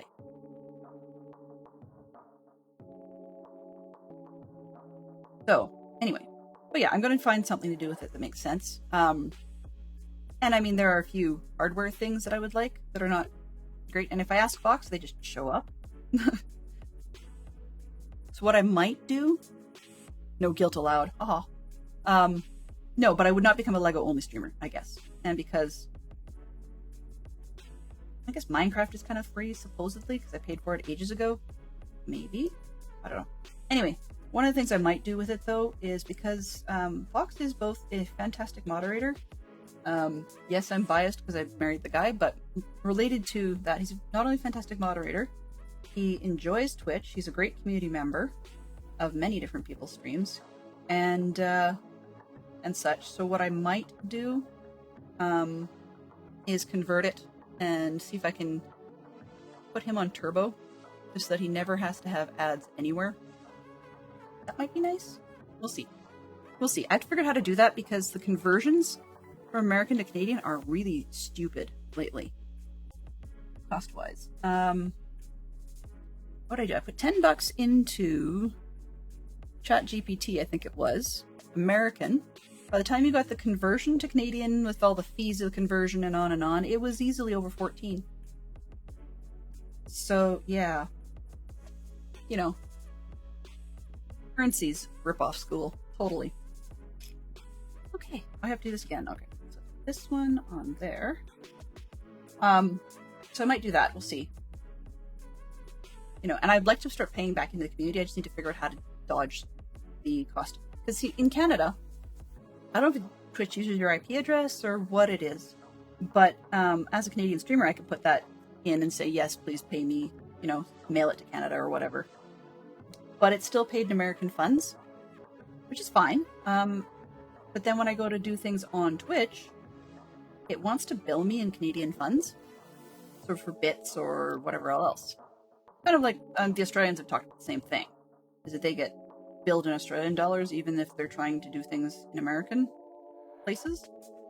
I've even tried, telling it, hey, please use my American credit card, because I do have one for this because of Twitch. I decided, American funds, okay, I'll get an American credit card just so that I can order things offline and whatever if I need to. That's from the US and get them shipped. But, or if I do stuff that does charge in American funds, I know about that, then I can pay it off in American funds. Oh, the compass in the sky. Yes. I've seen the compass in the sky on Bedrock. I've never seen the compass in the sky on Java. That doesn't mean that it doesn't exist. I just haven't put my brain into figuring out if there is one. And I mean, you would think that I would recognize which direction I'm going on my mini-map. Oh, you're welcome to be multi-parked. That's cool. That's cool. You're also welcome to be anywhere you like, Mike. I know it sounds dumb, but if people have to switch to mobile for some reason, they're at work or something, and can't be multi-parked, I'm not offended if, say, they choose, Wolfie or anybody else over me. I really appreciate having you guys here. I love it. But this is not something that I require, the funds from. So, as goofy as it is, and I want to do better at it, I don't know. There are those that, yeah. I can't figure out where that train was going, but I think you guys got enough of the vibe before the thought left the station to note that I always consider everybody coming through here a really big treat. It's never required, and I never hold any ill will over people who are like, yeah, this one's just not to my taste, or just not to my taste today. So, anyway, all that to say, great. Yeah, I've done that sort of thing, Mike. You're right, I've done that. And actually, I've done that on mobile, too, where I've got one that I'm listening to, and one that I've muted the app. And from some of my devices, because I can, I have some casted to another device and other ones not. And it's really kind of confusing how that works. But weirdly enough, one of the reasons I earlier on recommended multi-Twitch or simul-Twitch is because Safari doesn't normally like it. So your iPhones are a little bit toasted. I don't know about the Android ones. I haven't tried. Chrome is fussy. So that's the closest I know about Android on mobile. But I know the Edge browser, I can force it to use... Multi-Twitch is messy, but I can force it to use simul-Twitch, particularly if I close out the chat, then I can actually see more that way. But it is fussy to get it to work. What I think I might do for Wolfen, when she's doing yurts on the Java server, because she does have a business there for that. When she's doing that, I think what I might do at some point is, when I earn myself some more diamonds, because, I went and spent them all yesterday, I might actually ask her to take the time to build me a yurt out of mini blocks, or at least whatever her best impression of a yurt would be at that scale. Because I think it might be kind of cool to have that in, potentially do it indoors in the mansion I've got, and put it in with the cats. Right? Because, there isn't much you can really do in Minecraft for a cat tree, per se, and they couldn't climb all over it. I know that's just a visual thing. It wouldn't actually work as a practical thing because mini blocks are just mini blocks. But that said, it just might be kind of fun as a concept. I would be curious to see how a mini block yurt might actually turn out. Yes, maybe that's part of it. So I have to be careful because that would definitely be a paid for yurt. Or compensated for yurt, I suppose. Because I got 99 in her yurt roll, and I got myself a yurtaloo. Yeah, there we go. I'll call it that. A yurtaloo. You know, Canadians talk about igloos. Well, this is a yurtaloo. It's not what she called it, but that's what I'm going to call it. And so I thought, oh, well, this is fun. I rolled another one right afterwards just to see what happened, because Fantastic Sherlock Fox was... What was he doing? He was rolling for himself and then periodically rolling on behalf of Valente, I believe. Anyways, he was doing that. So I thought, okay, well, just for kicks, I'll roll one for Fantastic Sherlock Fox, because it was his cooldown had not expired yet, and mine had, and whatever. And darned if I didn't get a 100% for a proper yurt. Like, literally right back to back. And I was like, are you kidding me? Are you kidding me? And he was in the middle of folding laundry and stuff, so here's Wolfen trying to get the details on, you know, what do you want for colors? What would you like for a door? What would you like for, you know, this, that, and the other? And yeah, didn't work too well trying to get those details while he's in the middle of doing these other random things and being a parent, you know, in the house. Like, that's kind of useful for somebody to do that. But it just, that happened. I was like, okay, I think I'm going to take a small hiatus because my luck was just a little too good. Here. Oops. That one. And this is the second from the end. There. Come on. I will say I'm liking the complexity of this build. I was going to say I like the color of this build. But that said, I will put a caveat on that though. Say that while Ollivanders is a more reasonable, realistic color, I mean, even Grimmauld Place was a more realistic color. You know, this is amazing. I like it. I will note that Madame Malkin's is a completely unrealistic color, as was the Weasley's Wizard Wheezes shop. And so color-wise, I kind of wonder if the color scheme from the old twist on Ollivanders would be a better fit in this particular scenario. Because I'll have to rewatch it back, but I don't recall the movies being exceptionally strange coloring to some of the buildings, but maybe they were, you know? I do forget a lot of things. My brain's got a really weird way of determining what's worth remembering and what's not. And sometimes my conscious and my brain's memory set are not in even the same bookstore. So, yeah. Who knows? This one is down like that, I think. Okay, there's one. The wedge on top. This way. I'm assuming I have to do this twice because I've got enough parts to do it twice. Come on, stick these. Finding these things, when you go to a Lego shop and you want parts, you never know what you're going to get because these top pieces tend to come in almost any color you can think of. But I've had light gray, I've had the dark gray, I've had like a blue, more slightly blue gray color, which is just a period of Lego in a lot of cases. Or I've had brown for the top, I've had black for the bottom, I've had white for either set of pieces. Occasionally I've had blue or red for the bottom piece. And the disappointing part is they click in well. But when it comes to getting someone to sort the Lego, they don't take it apart. So if you're looking for specific ones to try and build missing portions of a set, you often don't find them in the bin you expect, which is kind of annoying. Or if you do manage to get to the bottom section, you're not likely to find the top ones where you want them. Okay, I'm assuming they were talking chimneys here, right? Maybe? Maybe not. It's just a weird piece. I mean, that's very Wizarding World. It goes all Kawankiloo. Yes, a very technical term, Kawankiloo. I don't know where I heard that first. I love the etymologies of things, but I don't know where I heard that one.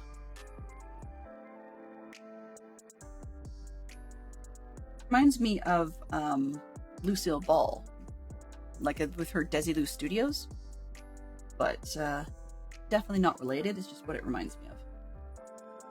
This one, we've got a little stud with pin on the bottom.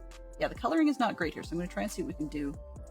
I've got weird dots on my screen. Okay, I think I must have. That might be residue from a spit take from last week. Alright, so we've got this chunk. And let's see, where are we now? Yep, it wasn't a chimney of sorts. Yeah, of sorts. Okay. And I've got oily marks. So we've got the chimney on top. Where are we next? Signs. Sign. Need another sign. This is why I cut out the sing a snippet, because you guys get stuck with enough of them. So this one, once again, is going to be difficult for me to get perfectly straight because, one, it's a swirl, but two, it's got those little brown marker, like, not really marker, but brown, squishy edges to it. I think those are supposed to represent wands in some fashion, but I'm not entirely sure. It just makes placing circular stuff a little more challenging. What do we want? I guess it's artistic. I can do whatever I want, right? My build.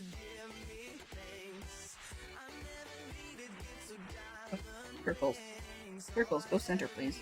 I've got really weird lighting. Sometimes it's reflecting off stuff, and sometimes it's not.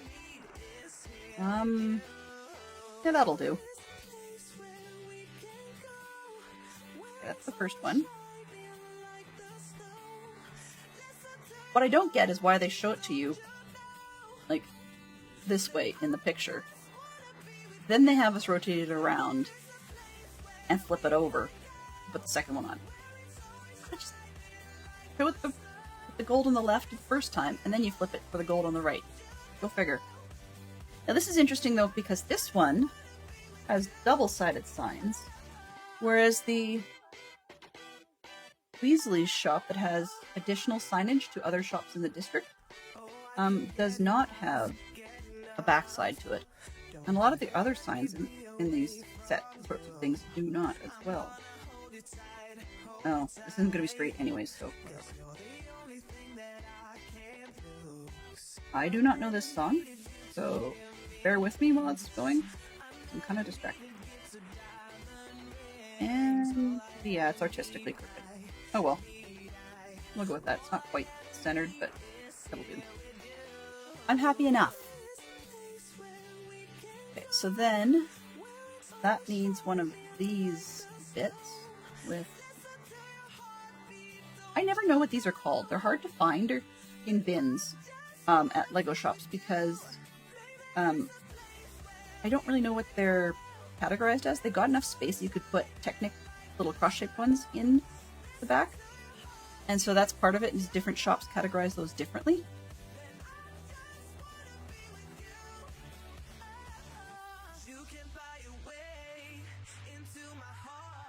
We're almost at the 2/3 point. Lego will probably still be 3 hours just because I have yet to have a build that does not take some piece of 3 hours. That makes it worthwhile staying over the 2-hour mark. Let's see this. Here's the thing. I've thought about having a straight down overhead shot, and it just doesn't work for me.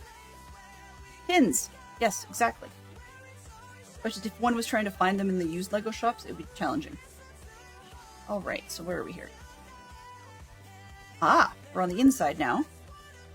Okay, here's the other thing. If I had a straight down, then I could just do this, like lay it down, people could see the inside, but if I do it this way, it's not quite the right angle. So I've got to figure out what to do with microphone stands and stuff. And maybe switch it up. I've got options available. I just don't want to have the microphone stand like low enough that I'm clunking into it with my arm. Okay. Extra bits. Over here, we're into bag 7.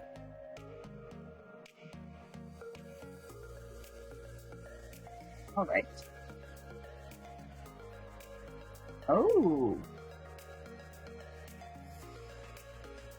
Additional parts.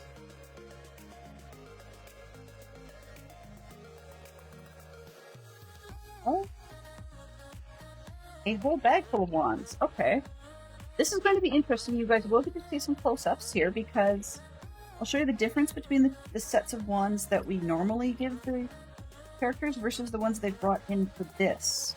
And I will admit I like these better, so I'm hoping LEGO goes down this road with their characters long-term, but I think it's pretty unlikely.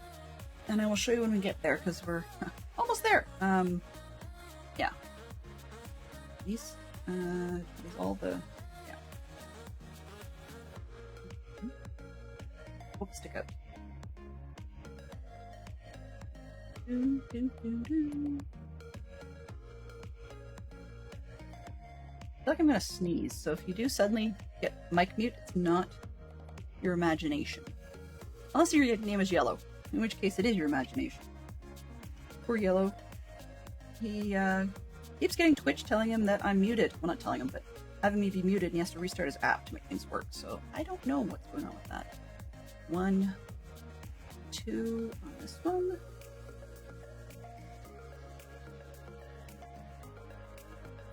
We have another. Looks like we're making a ladder. Gee. I never would have thought of that. One more. Oh, whoops, I put in the wrong one. Not the long one, the short one.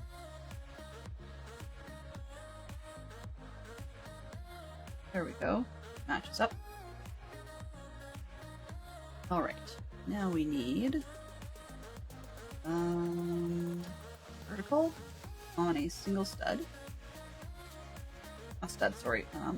1 by 1 square. 1 by 1 plate, actually, which I find really weird. Terminology for LEGO just blows my mind sometimes. I've asked my son for help. I mean, we've talked about this before. He's not a great helper. But I've asked him at one point about different things. He said, okay, I'm looking for these little 1 by 1 little square bit things, and because I didn't know what else to call them. And he said, the official name, Mom, is... Oh, okay. And then I can't remember what else I said. Something else. And he's like, no, that's whatever the other thing was. And it's like, okay, I get it. But sometimes these names are kind of weird. Like, so the dots, the LEGO dots that existed for a while were actually, what's the word for them?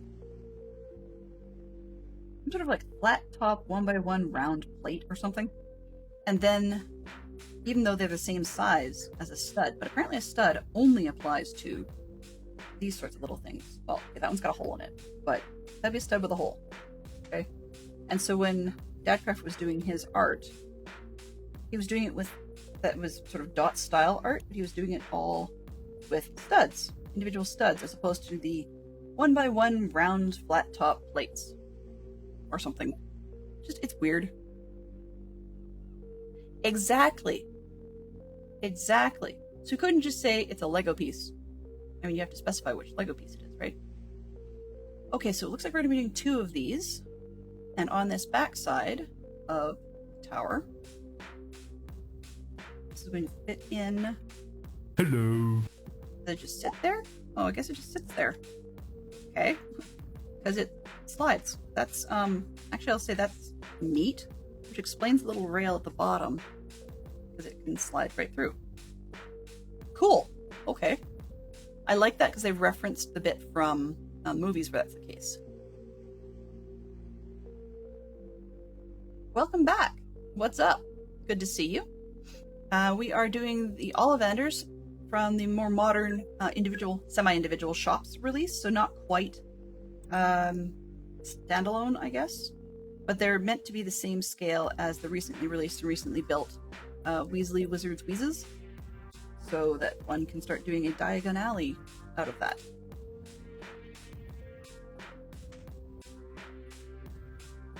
Oswin, shush please. If Mike was talking to you, he would say your name. Okay? Just chill. So anyway, where I'm coming with this. So I'm building this one today. Very itchy nose. Just, you'll see that a million times. I don't think it's a twitch per se. Like, quite literally, I'm itchy. So I don't get it. It's raining outside today, so I'm also, I may have the last couple of days or whatever, I brought tents back from camp last weekend and I put them up to quote unquote dry in the backyard, which ended up being a fail on multiple fronts because I needed to, supposedly I had missed a text message on Tuesday that said you can't have your tents on the lawn on Thursday because our what do you call them, the weed applicator people were supposed to be coming by to that one hit the floor.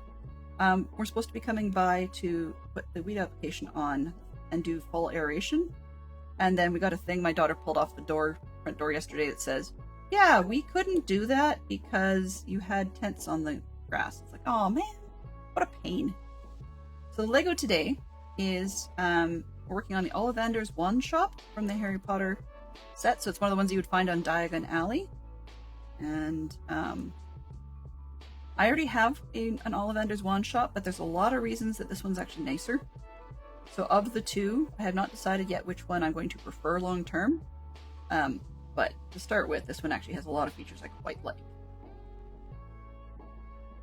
So if I had to pick one, at the moment I'm sitting with this one, but we'll see how it turns out in the end when we're all finished. 1, 2, 3. Okay, and that goes up against this bit.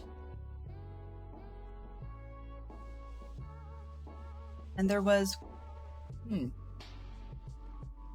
trying to remember who it was that that recently passed away. But anyways, I was quite surprised they didn't have another wand raising for them. So when the actor that played Ollivander actually passed away, a bunch of people got together at like the Warner Brothers studio tour stuff and outside the Ollivander wand shop in the Wizard, what's it called? Why am I drawing a blank today? The Wizard World from, I want to say, not Epic, Universal and stuff. And they all got there and they had sort of like a impromptu memorial service. A bunch of people just like got together and stood there and raised their wand, which is kind of a neat concept. What did I do? Something about this doesn't look right. I think, yeah, I did it wrong. I'm not quite sure what I did backwards. Up to this point, it looks like I blew it. Let's go back. That one, I'm this way. This song needs an eye like. It's very much my style. It's like Odd Chap's work. A song called Ain't No Thing But to Swing from Jules Gaia. Nice. Okay. Anyway, where was I here? So anyway, but they had an impromptu memorial service for this guy, and I thought that was pretty cool. Right? So they, so these fans basically got together and had a wand raised in recognition of the actor who had played Ollivander, and I thought that was kind of cool. You know, very sweet, I guess? Sorry, the way this piece is coming together is confusing me because, as you can see, it doesn't fill the frame very well, but in the picture, it looks like, just due to the angle, it looks like it does fill the frame, so it's throwing me just a bit. Now we have a stick with a small... Oh, that's where these gray things go. Okay. On top. Right.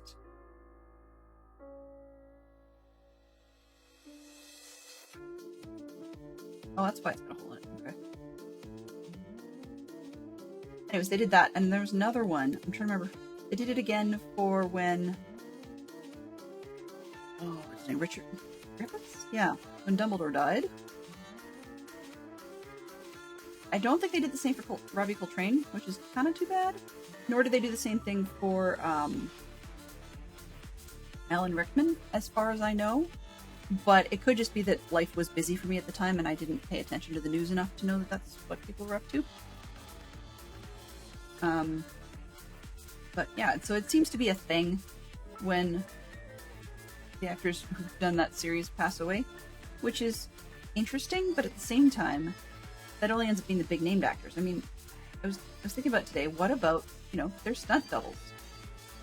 Because, for example, Rapunzel Train's tall enough, but the guy who stunt doubled for him as Hagrid was a good bit taller than him. If you see footage from behind the scenes, yeah, the guy who does Hagrid as a stunt double is so much taller.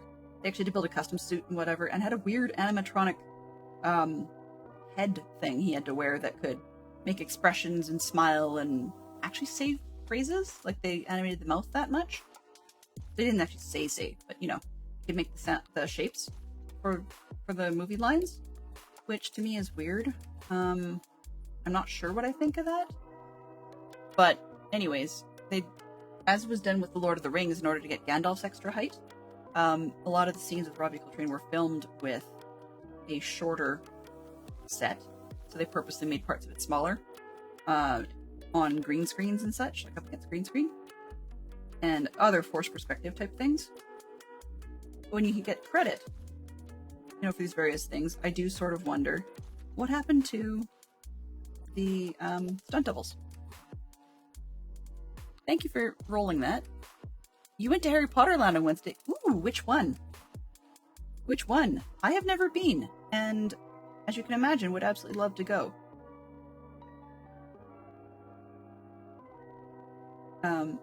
I'm looking for, I would love to at some point be able to go to sort of like a whirlwind tour, I suppose, of all the Harry Potter lands. Oh, thank you, Drew. I appreciate it. You've been so quiet, man. I appreciate it so much. You never have to. Gary, the amazing and wonderful auto mechanic, is back. And we need to know what's your project of the day, Mr. Busy. Because everybody and their dog loves Gary. But anyway, suffice to say, I would love to go to the Harry Potter worlds, like the various different ones around the world, whether it be London Studios tour, whether it be, the Universal ones in various places around the planet, or whether it be, the upcoming Epic one. Actually, the Epic one I'd love to see, because the upcoming Epic one actually bothers to reference the cancelled Fantastic Beasts series, by having Paris from the second Fantastic Beasts movie, and second and somewhat third, I guess.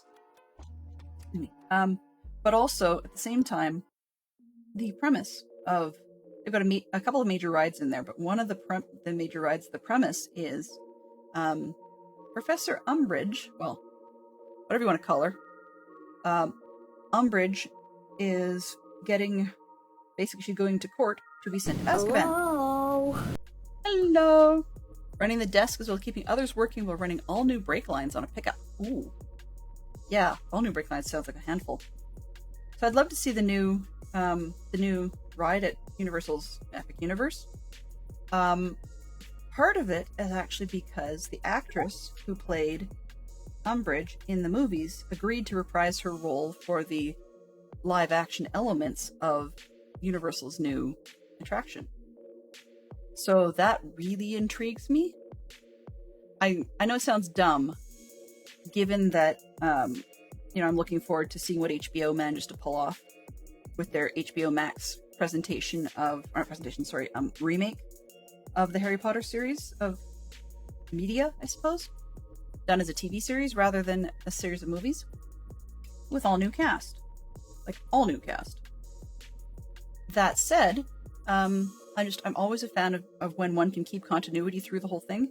I get that sometimes, like in the Harry Potter series, sometimes things had to change because, the actor you had passed away. There's nothing you can do about that.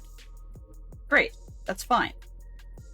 But when a tone or a feel or something gets dramatically shifted, I will admit I'm not a fan of it. While I may not necessarily have been on board with the first Harry Potter movie and the second Harry Potter movie in terms of the feel being brighter, I guess. I didn't particularly like the shift to darker later on. So, and it wasn't that the stories got different and the locations got different. Like, that's fair. But there were cues and things that were done to the movies and the sets and ways that the actors switched out and played the character, or asked to play the character different than they ever had before, that kind of didn't sit well with me, I guess. Other things that, the movie could have explained away for kicks and didn't bother. For example, when they had Professor Flitwick in the very first movie, little vertically challenged charms professor, when he was cast and costumed, they had Warwick Davis in a very old man outfit. Come on, I've done something weird so that this isn't the right height. Give me a second to figure out what I did wrong. No, wrong way. That one, that one. Got this one on top. For some reason, this second one feels taller than the first one did. And as such, this piece doesn't want to sit right. Yeah. What am I doing wrong? Okay. I'm going to take this apart. You can see a little bit that the bottom one is shorter. So I think, truth be told, I think I actually put them in the wrong way. They should be the same height. But somehow, the way I've done it, it's not the same height. So I made a boo-boo somewhere along the line. Anyway, while I figure this out.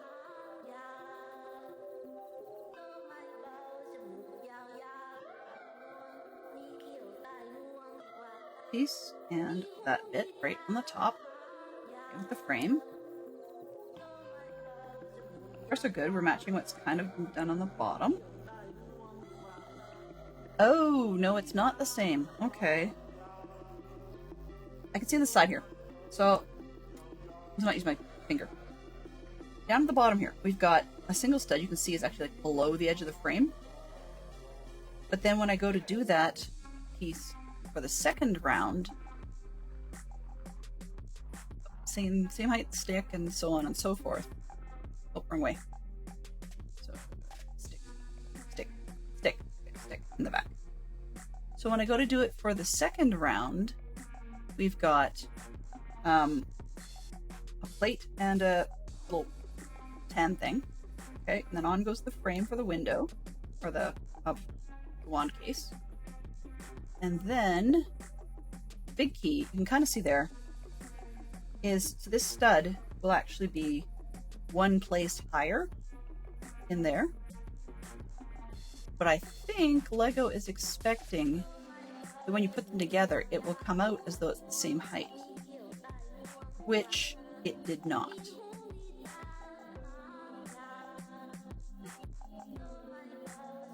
All right, so my question then becomes, what do I want to do about that?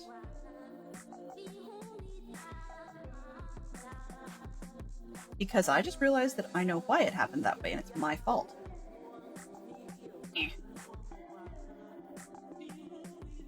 I got chatting, and I put in a spare stud that shouldn't have been put in. There we go. Okay, problem solved. Well, yes. Problem figured out. Doofus to make the mistake, but hey, it happens. Okay, so this one, and then that piece goes downwards. Come on. There we go. That's gonna fit better. Okay. I do that so often, it's not worth counting, but it's almost worth counting. Okay. Running the desk, blah, blah.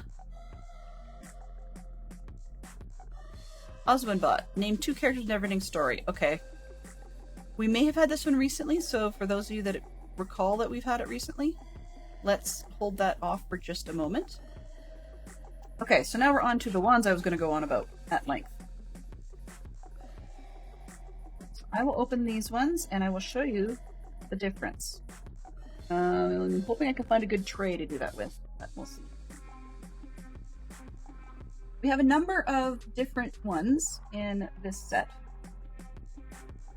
And then there's the classics, which is over here, which I've got some. Okay. I'm gonna get rid of the sprue on this one. You can see what's going, what's what. And this one, and that one, 1, 2. And we've got this one with swirls, and we've got That one with the snake head thing. 4. Okay, 1. Just trying to make sure I've got the same set on both sides. Oh, it's different still. They really had a ball with this one. 1, 2. And the snakehead thing is 3. That's 2. No, it's the same. Snakehead thing is 3. That one. Okay, and then there's one with the screw on it. 2. Huh. Yeah, they're very, very different. Alright. I think we've got 5 for each side. Each style. Maybe? Okay. So I'll show you what the difference is. These little ones. I'll stop moving at some point. Can I get the zoom, please? Autofocus. Okay. So, these you can see it's just a stick with a blob in the center. Nothing too exciting. Okay. So, that's those. Those are the ones they give you for minifigures. Is Black Tree. Black Tree will show better. Here it is. Alright. But the new ones... I'll do it inside. 3. They don't sit well. That's okay. They roll. 4 and 5. You can see... oh, that's twisty. Okay.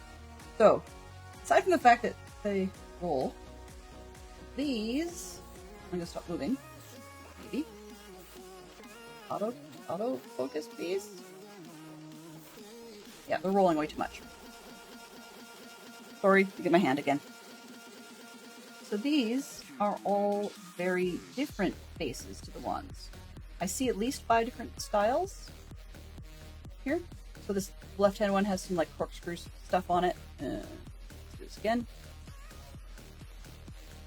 Over here, please. There we go. So we've got 5 different styles. It's focusing on something down there, and so all the handles are different, and then one of them has a twisty screw thing up the top. One in particular is neat because it references Slytherin, because it's like Lucius Malfoy's, and it's got, you can see just against my hand in shadow, a little bit of an open mouth type of shape for a bit of a snake. It actually has teeth and little eyeballs on it. But I think it's really neat that LEGO's gone that far. I see also that they are the size that would fit in a minifigure's hand. So I would like to see that happen more commonly. 1, 2, okay. So then we've got that one. Oh, I've got 2 handles the same here, or similar. 1, 2, those are different. That's different.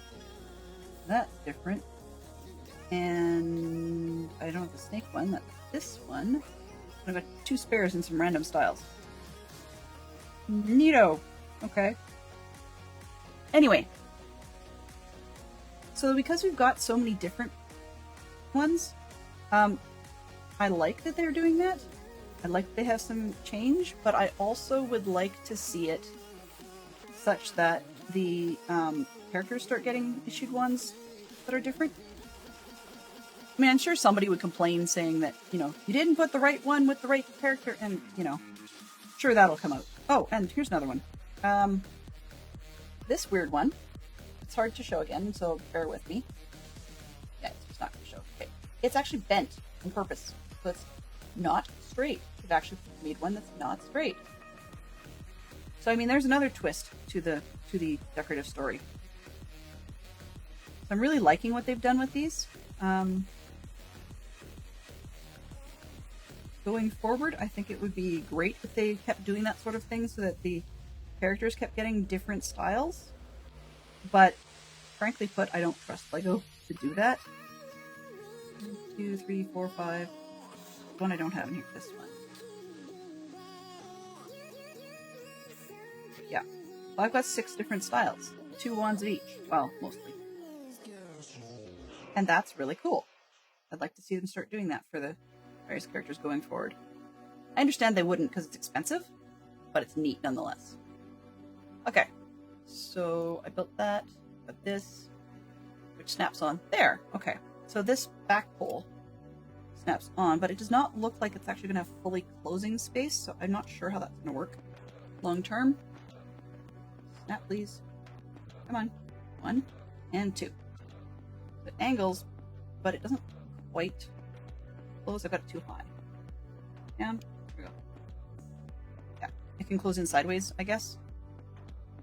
Okay, guess what? Rinse and repeat. No, not quite. This one, it is 12:23. I have a feeling we might not get this done, but we'll see, because if we're close, I will push it the extra few minutes, but we'll have to see. Oh, that's not where it's gonna go. Great. I put it on backwards.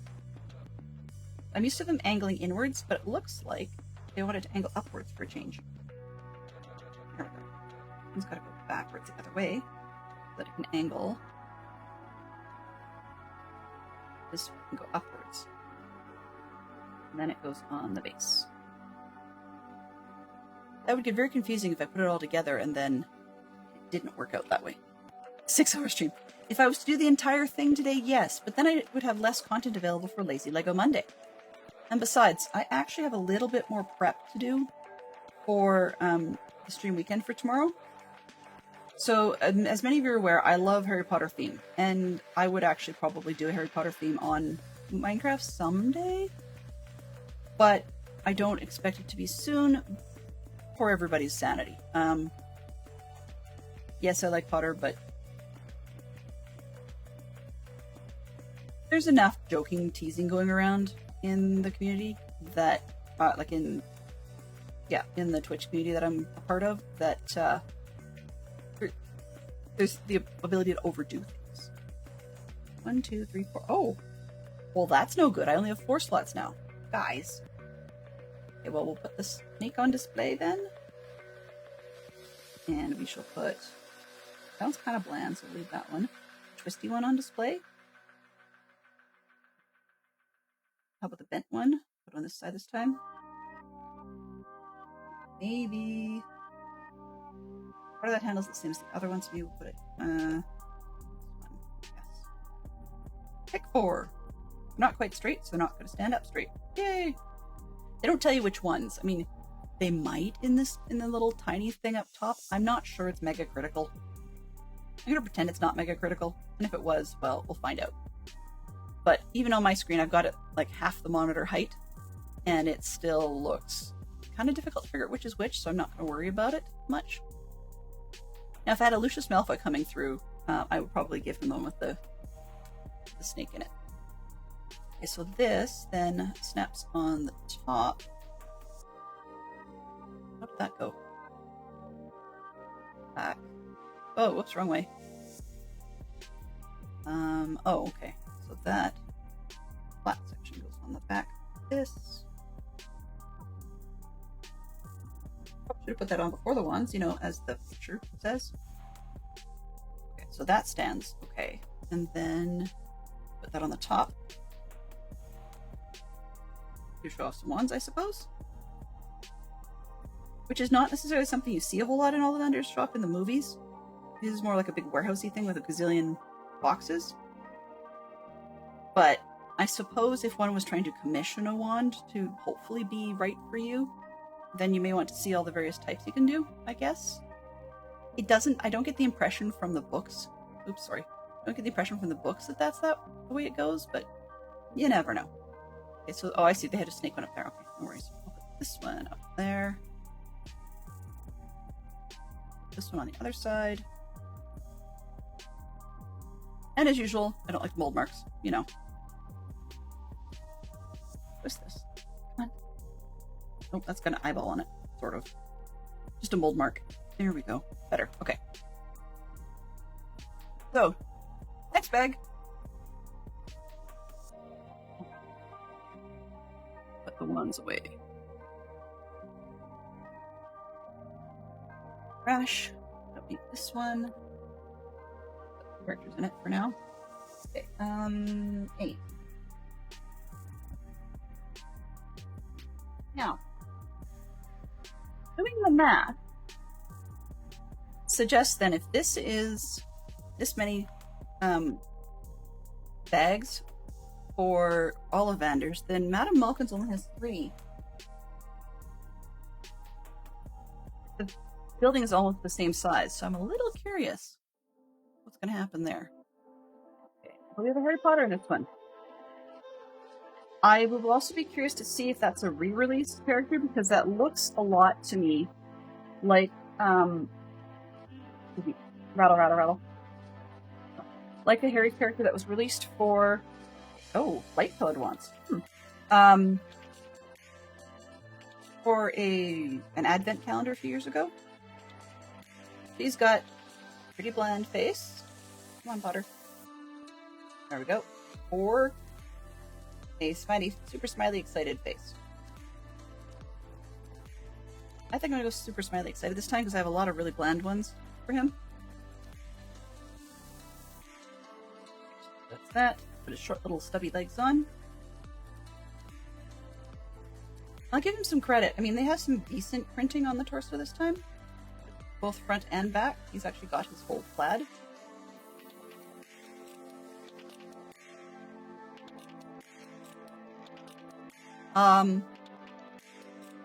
Yes, maybe beyond if necessary. I'm not going to do 6 hours, though. Because it appears that Malkin's is 3 bags, and this is the last of Ollivanders, then I will probably push through till this one's done. But Lego will probably be 3 hours, so normally if I started at noon Eastern, I would go till 3.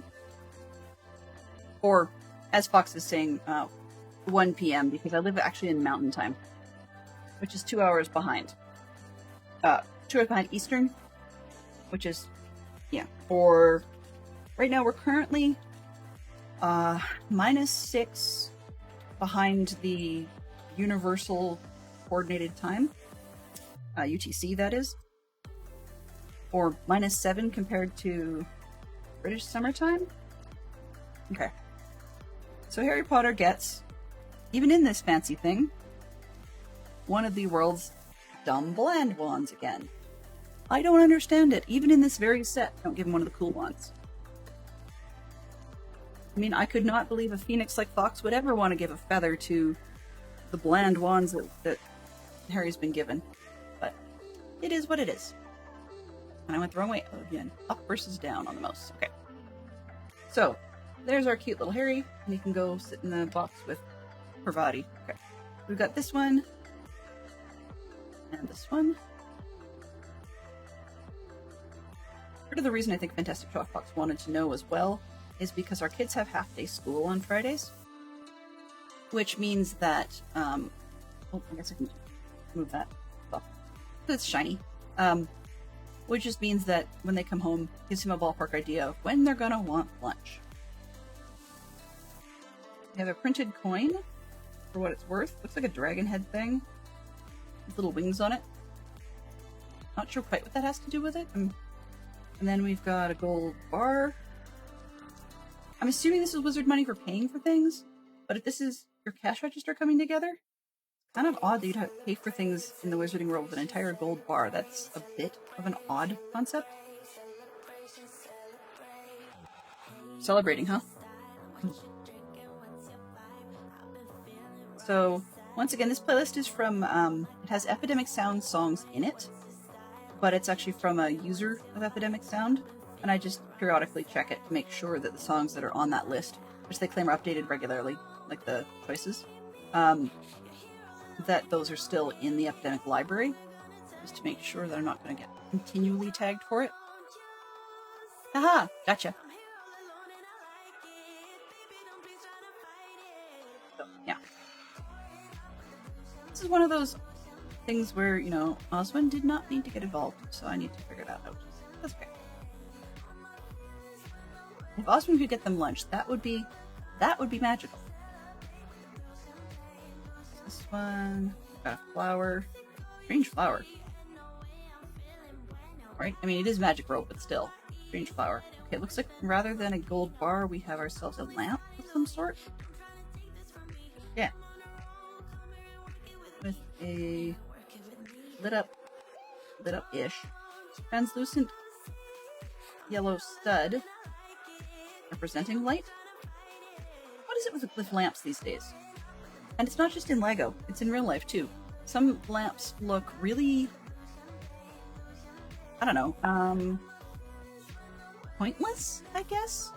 I've never really been into like the Art Deco style, so that doesn't necessarily work for me, but there's a lot of lamps that seem to do nothing but simply glow, and I just don't get that. To me, lamps need to be having a point.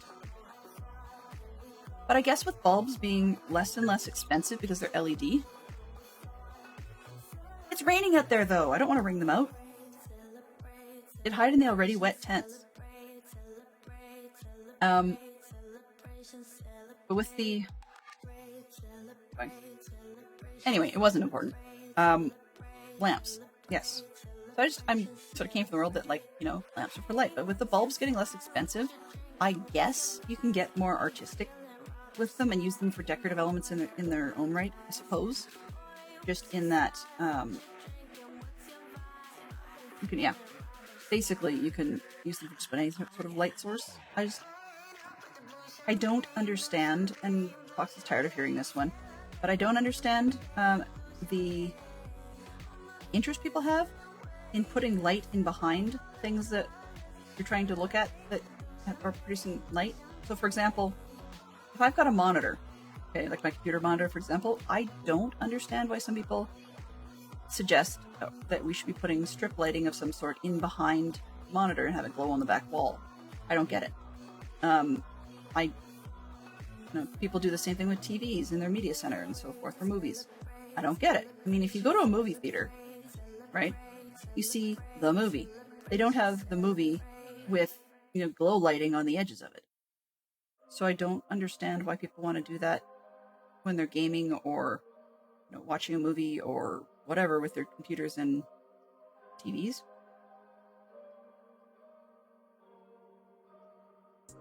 And I get that people are not always, you know, reading something or looking at something or whatever.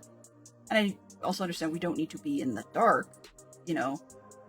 I can follow that not everybody wants to sit in the dark. Plenty of people tell you, you know, that's not healthy. I mean, I've got glasses for a good reason. But I still, you know, light in front of it kind of makes sense. But light behind it, to me, doesn't. So if someone can explain that at some point, no, and I'm not saying convince me, I just, you know, explain why they do that, aside from it's an artistic thing, I would appreciate it. I also came from the, you know, turn the light off type of world where, you know, it was partly about saving electricity. And in some cases it was save the environment related to save the electricity, but other times it was just the bills are expensive. And yet, more and more now, people can just leave the lights on. You're not even in a room, you know, smart homes and stuff. Have you leave the lights on? And I don't get it.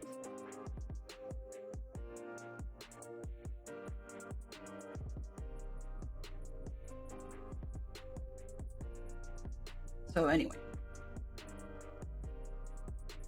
I'm not entirely sure.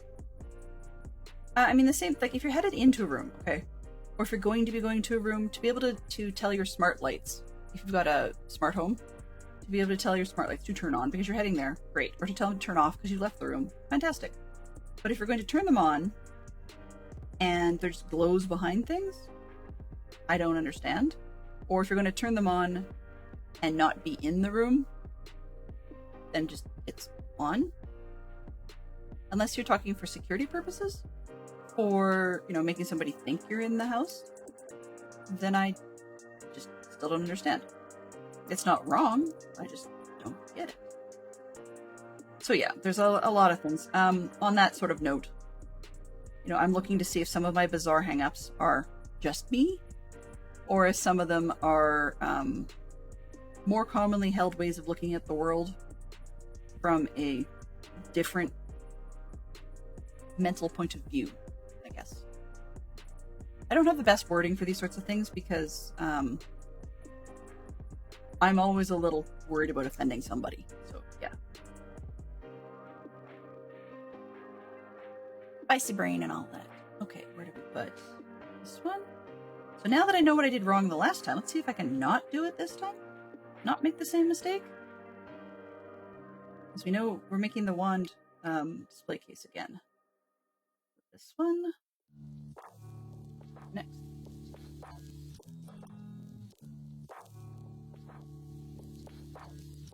Is that song?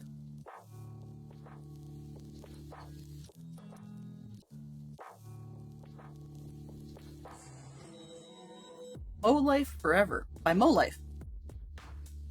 I guess. Why not? Why not? Okay.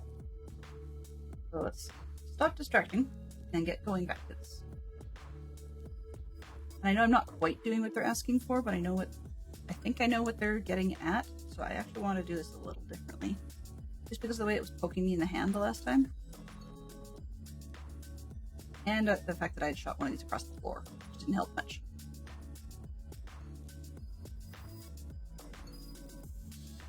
That way. Oh, no, not that way. Vertical. I have to be careful with these little claw clip things because I have in the past actually snapped one. Thankfully never on camera. But I have snapped one. And I still feel bad because I was looking top left corner where you just barely see the corner of my phone. Right in behind that is the Harry Potter. I still haven't gotten his hand replaced. You know, it's on my round to it list. Am I ever going to get round to it? I don't know.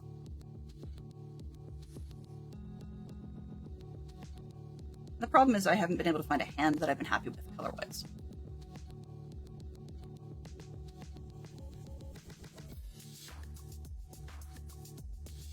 Okay.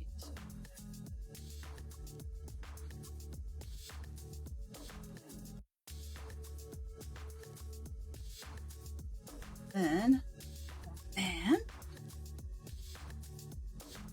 I don't know why, but I keep getting that one stuck in my head. And then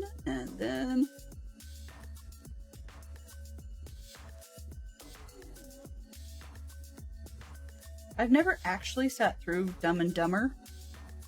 Or is it Dumb and Dumber? I can't remember, but one of those two. I've never actually sat through the first one more than once, and I've never seen the second one.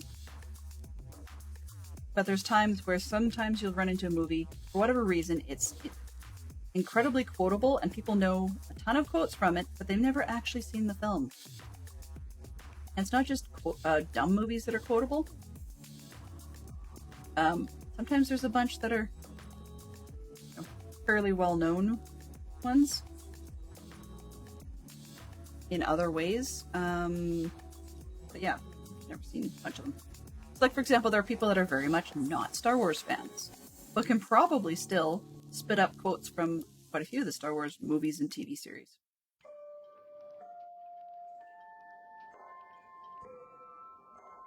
You know, like Yoda's do or do not, there is no try kind of thing. I'm sure I'm going to find the injection point on this one after I stop looking. Oh well, whatever. And this was on the other edge. Keep forgetting I'm mirroring. It's gotta go the opposite way. Alright.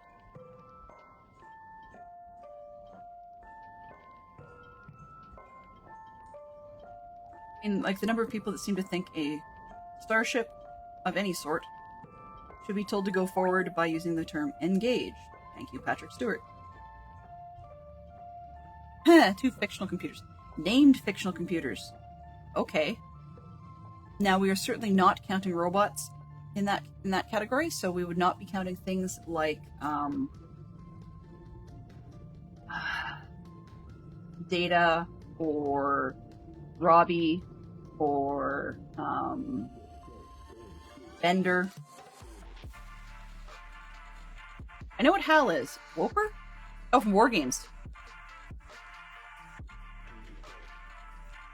Cool. That makes sense. I was going to ask. Well, Osmond just rescued me from asking. Okay. Majel Barrett is a person. She's not a computer. Nice one though. I like that attempt. That was kind of cute. You know, as much as I may malign Roddenberry at times, he did not marry a computer. He just was silly enough to cast his wife in far too many roles. Which, I mean, thankfully she was passable at, but not a guarantee. Certainly not a guarantee. Actually, okay. Alright, and then the second row. This one I'm actually, because I can see which one's which, I'm sort of trying to do what it asks. Except that I think it's repeating some of these wands. Some of these wand patterns. Maybe not. Okay. Okay, there we go. We're gonna go with all kinds of okay. This one. And then we're probably gonna have 4 more on the top and 2 in the ultra top. Right? Oop, wrong way. This way. Deja vu. Snippity snappity. 1 snap in, please. 1, 2, close. Excuse me. Alright, and then we're just about done because we're going to push just to the end of this one. Well, I guess we finished this bag, we finished this build. Maybe. I don't see any other bags for this one. So, should be, theoretically. It's too bad, because I mean, I like this one. But, Mike had asked for a comparison of the new Ollivanders versus the old ones. So I will definitely try and make time for that. This one wrong. Woohoo. There we go. Alright. And there will not be a whole lot of comparison with regards to the other one's wand storage, just because I've moved the thing around and tipped it around so many times that I don't think there's more than 1 or 2 wands still in there. And they weren't exciting devices anyways. Okay, so we've got this one, and then, I don't know. No, don't care. That one.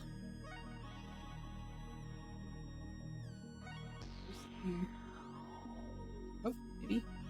And then, twisty one? Sure. Okay, and that snaps on top.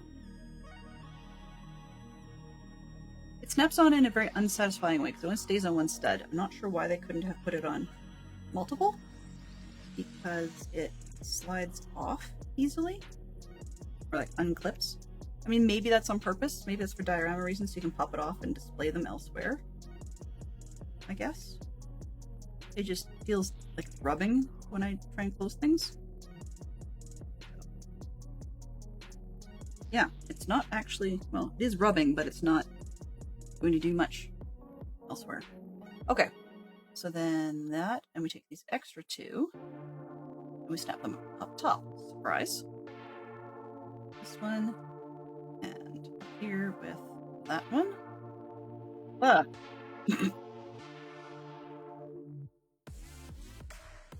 Okay. Sometimes you get an opportunity to rinse and repeat. Snap, and pop. 1, 2, 3. This is part of why the other one doesn't have a whole lot of wands in it. Stuff like that happens. Okay, 111. You can pull them out. Rainwave. Okay, but you can pull the other wand displays down. Okay, that I can handle. I'm not entirely sure what that's all about. Ooh, surprise. Or you can mix up the wands. I don't know why this needs to be explained, but okay, sure. So now we have a box with no wand in it. It's a wand box. Go figure. And it belongs on a shelf. On this side, there's a little hole for it. Just down. It's kind of hard to explain or show without everything tipping everywhere. But you can see you've got a little slot, and it just goes down in here, which I'm assuming then is going to be the box that is pulled off the shelf for Harry to be able to get his wand. There's no wand in it, which is kind of odd. I mean, I have enough, I could add one.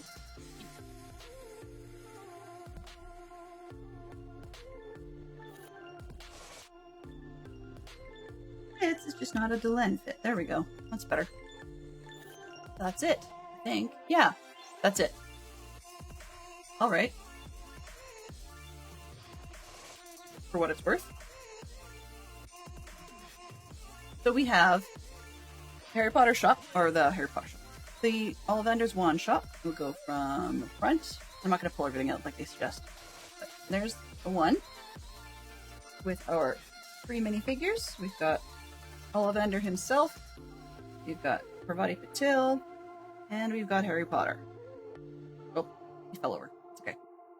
So, for comparison, I would love to get a light from the other side. I'm not sure if I can do that. We'll see. Let me see if I can grab the other one. Give me one split sec. Be right back.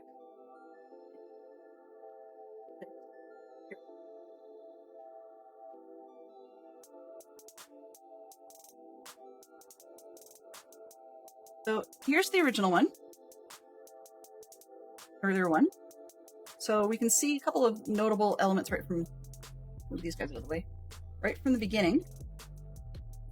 First off, that the new one is notably shorter, right? You can sort of see that if I line up the bottoms. The new one's notably shorter, not hugely, but I think the chimney is probably the closest, but it's still probably about 2 or 3 bricks shorter.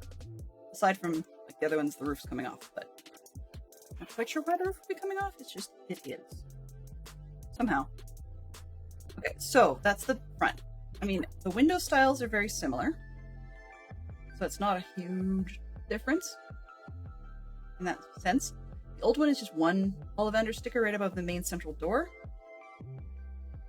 with some gold striping. And then we've got, the biggest difference is coloring, I guess, as I said. We've got the gray on this side, whereas the old one is multicolor striped awnings with sort of a sand green color and gold windows. Same with the opposite side. We've got the gray, the green, and then the gold windows. In this case, we've got a wanted poster, who I assume is supposed to be Sirius Black, but it doesn't really say. And they mistakenly show prison garb outfits, except the person has a wand, which is never something that would actually happen. All right, and then I heard it just slide. That's because the ladder on our new Ollivanders slides. So on the new one, you can see the inside. Ooh, that light works actually not bad.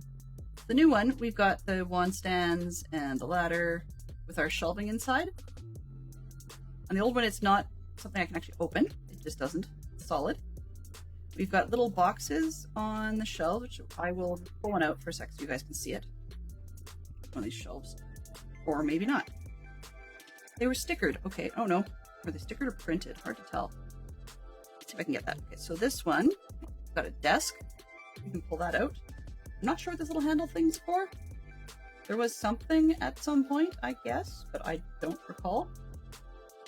So that's your cash station. And then on the inside, I can't grab, yeah, try and, I can get my, oh, the bottom is really tight. Okay. So I'm just going to pull off one of these box things. Yes, it's going to just disconnect stuff. Yay! But you can see on these ones, all of the wand boxes are like glass cases. I think it's a sticker. Yeah, it's a sticker. It's a glass case thing with a picture of a wand inside it for the display case, and I think that's pretty cool. Just different, you know, neato.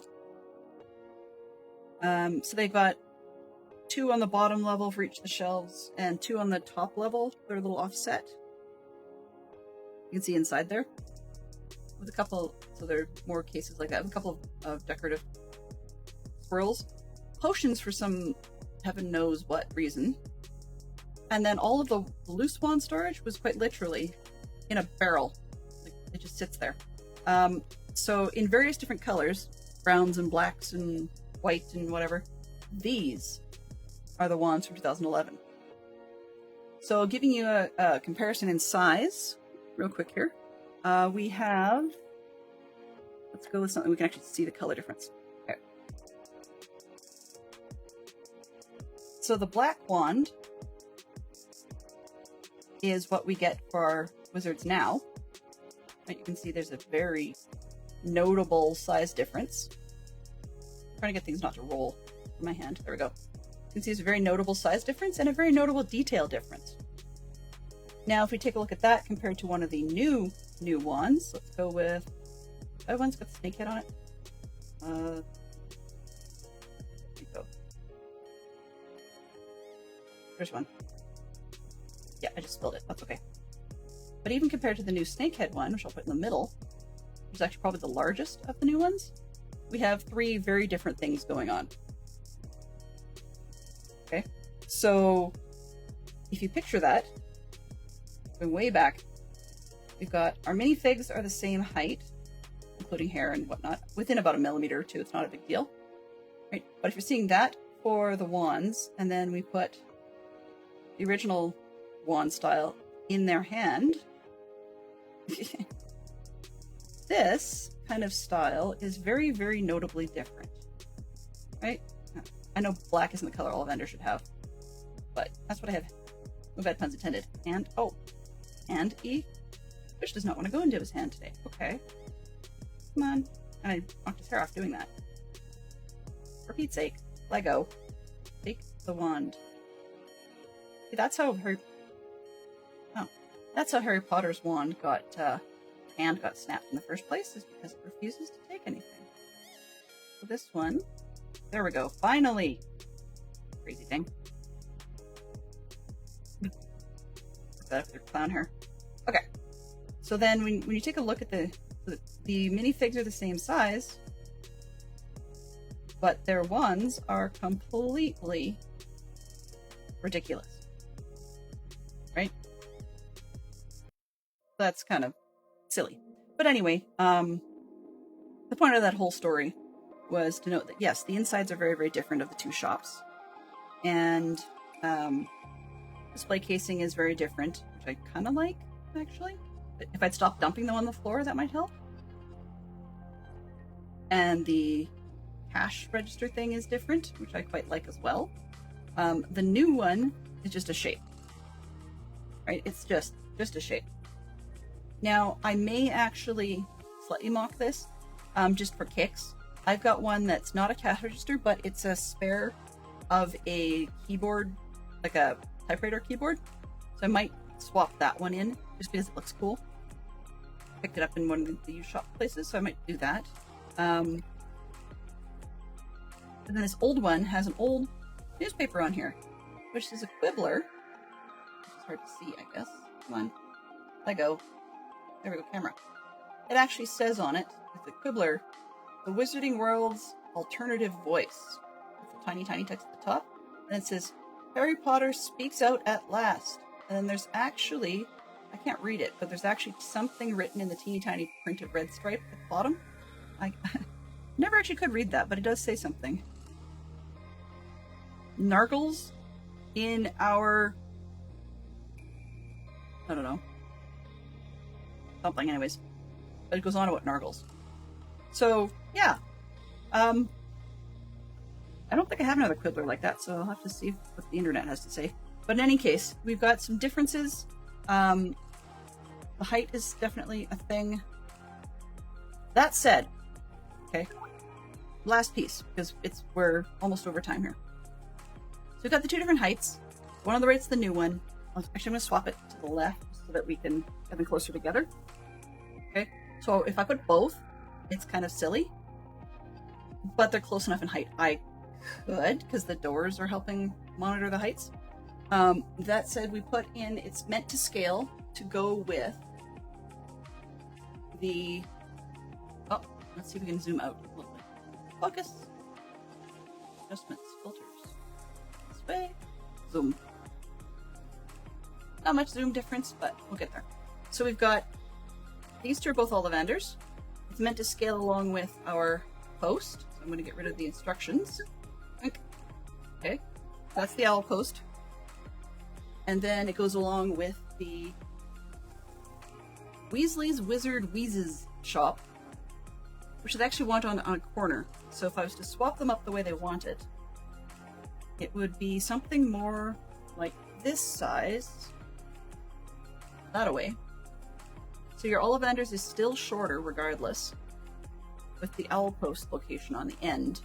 And then we've got one more Madame Malkin's dress shop type place to go in between. So yeah, there we are. Jade are both up. I'm probably not going to raid Wolfen purely because I believe she's only scheduled for 3 hours, which means that she'd be ending fairly soon too. I mean, I've got 2 minutes. However, right after her, we're supposed to be able to see Bob. So if we drag our feet just a little bit, then we can go straight on into Bob. If Bob's up today. I have not seen him note otherwise. So, long story short, I guess Ollie's will fit. Maybe. If I take off. I don't know, I'm not going to actually physically take it off because it's kind of difficult. But we've got the awnings and stuff in the way. So, I mean, I could make it work.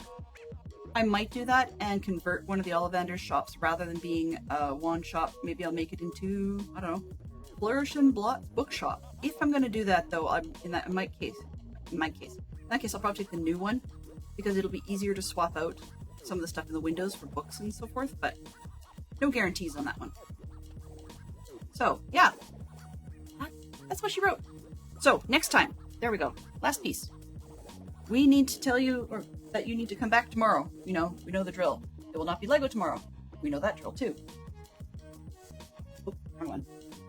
Sorry, the bigger floor print has to go. Okay. However, when you guys come back on Monday for the switch over to the Lazy Lego Mondays, we will be moving on into. I think I should pick for this time. So we've got the Madame Malkin's shop. I'm just gonna zoom this back just for a split sec. So we've got the Madame Malkin's robes shop, and it's pretty cool, I guess. I don't remember how to show the inside easily. Oh, right, yes. Box. That would help.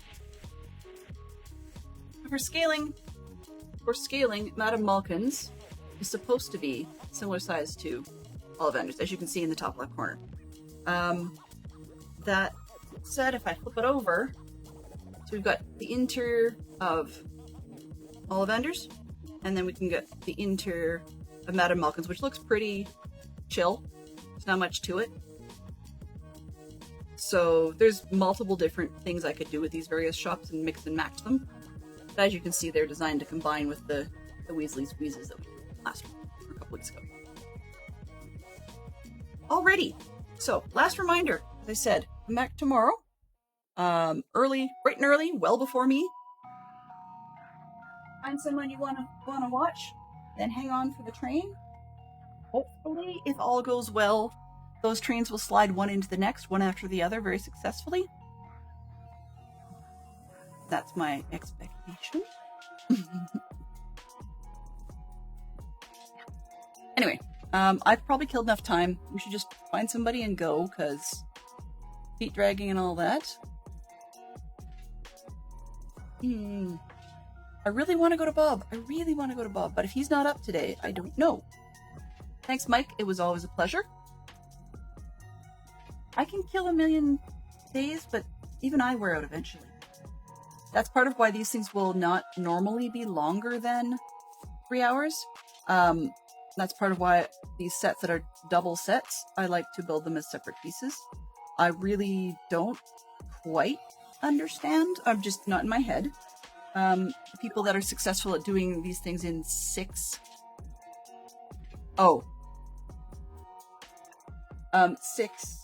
hour builds with big long things like building the entirety of Gringotts in one ruddy sitting, or building the entirety of the modern Diagon Alley set in one sitting. I just don't get it.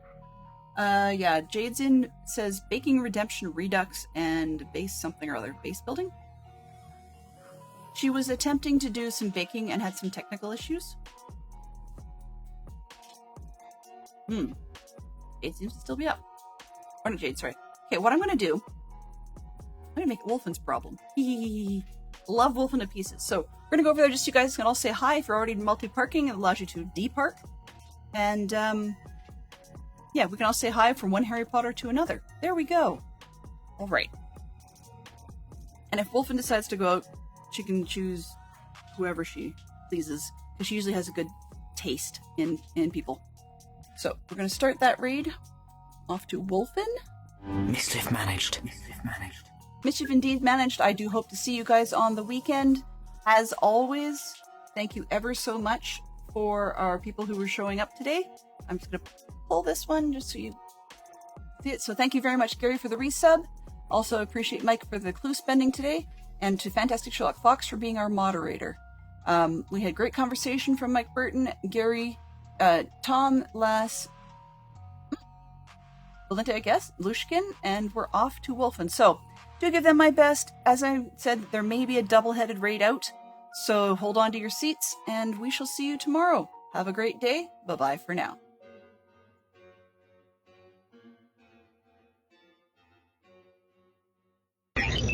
Transfer complete.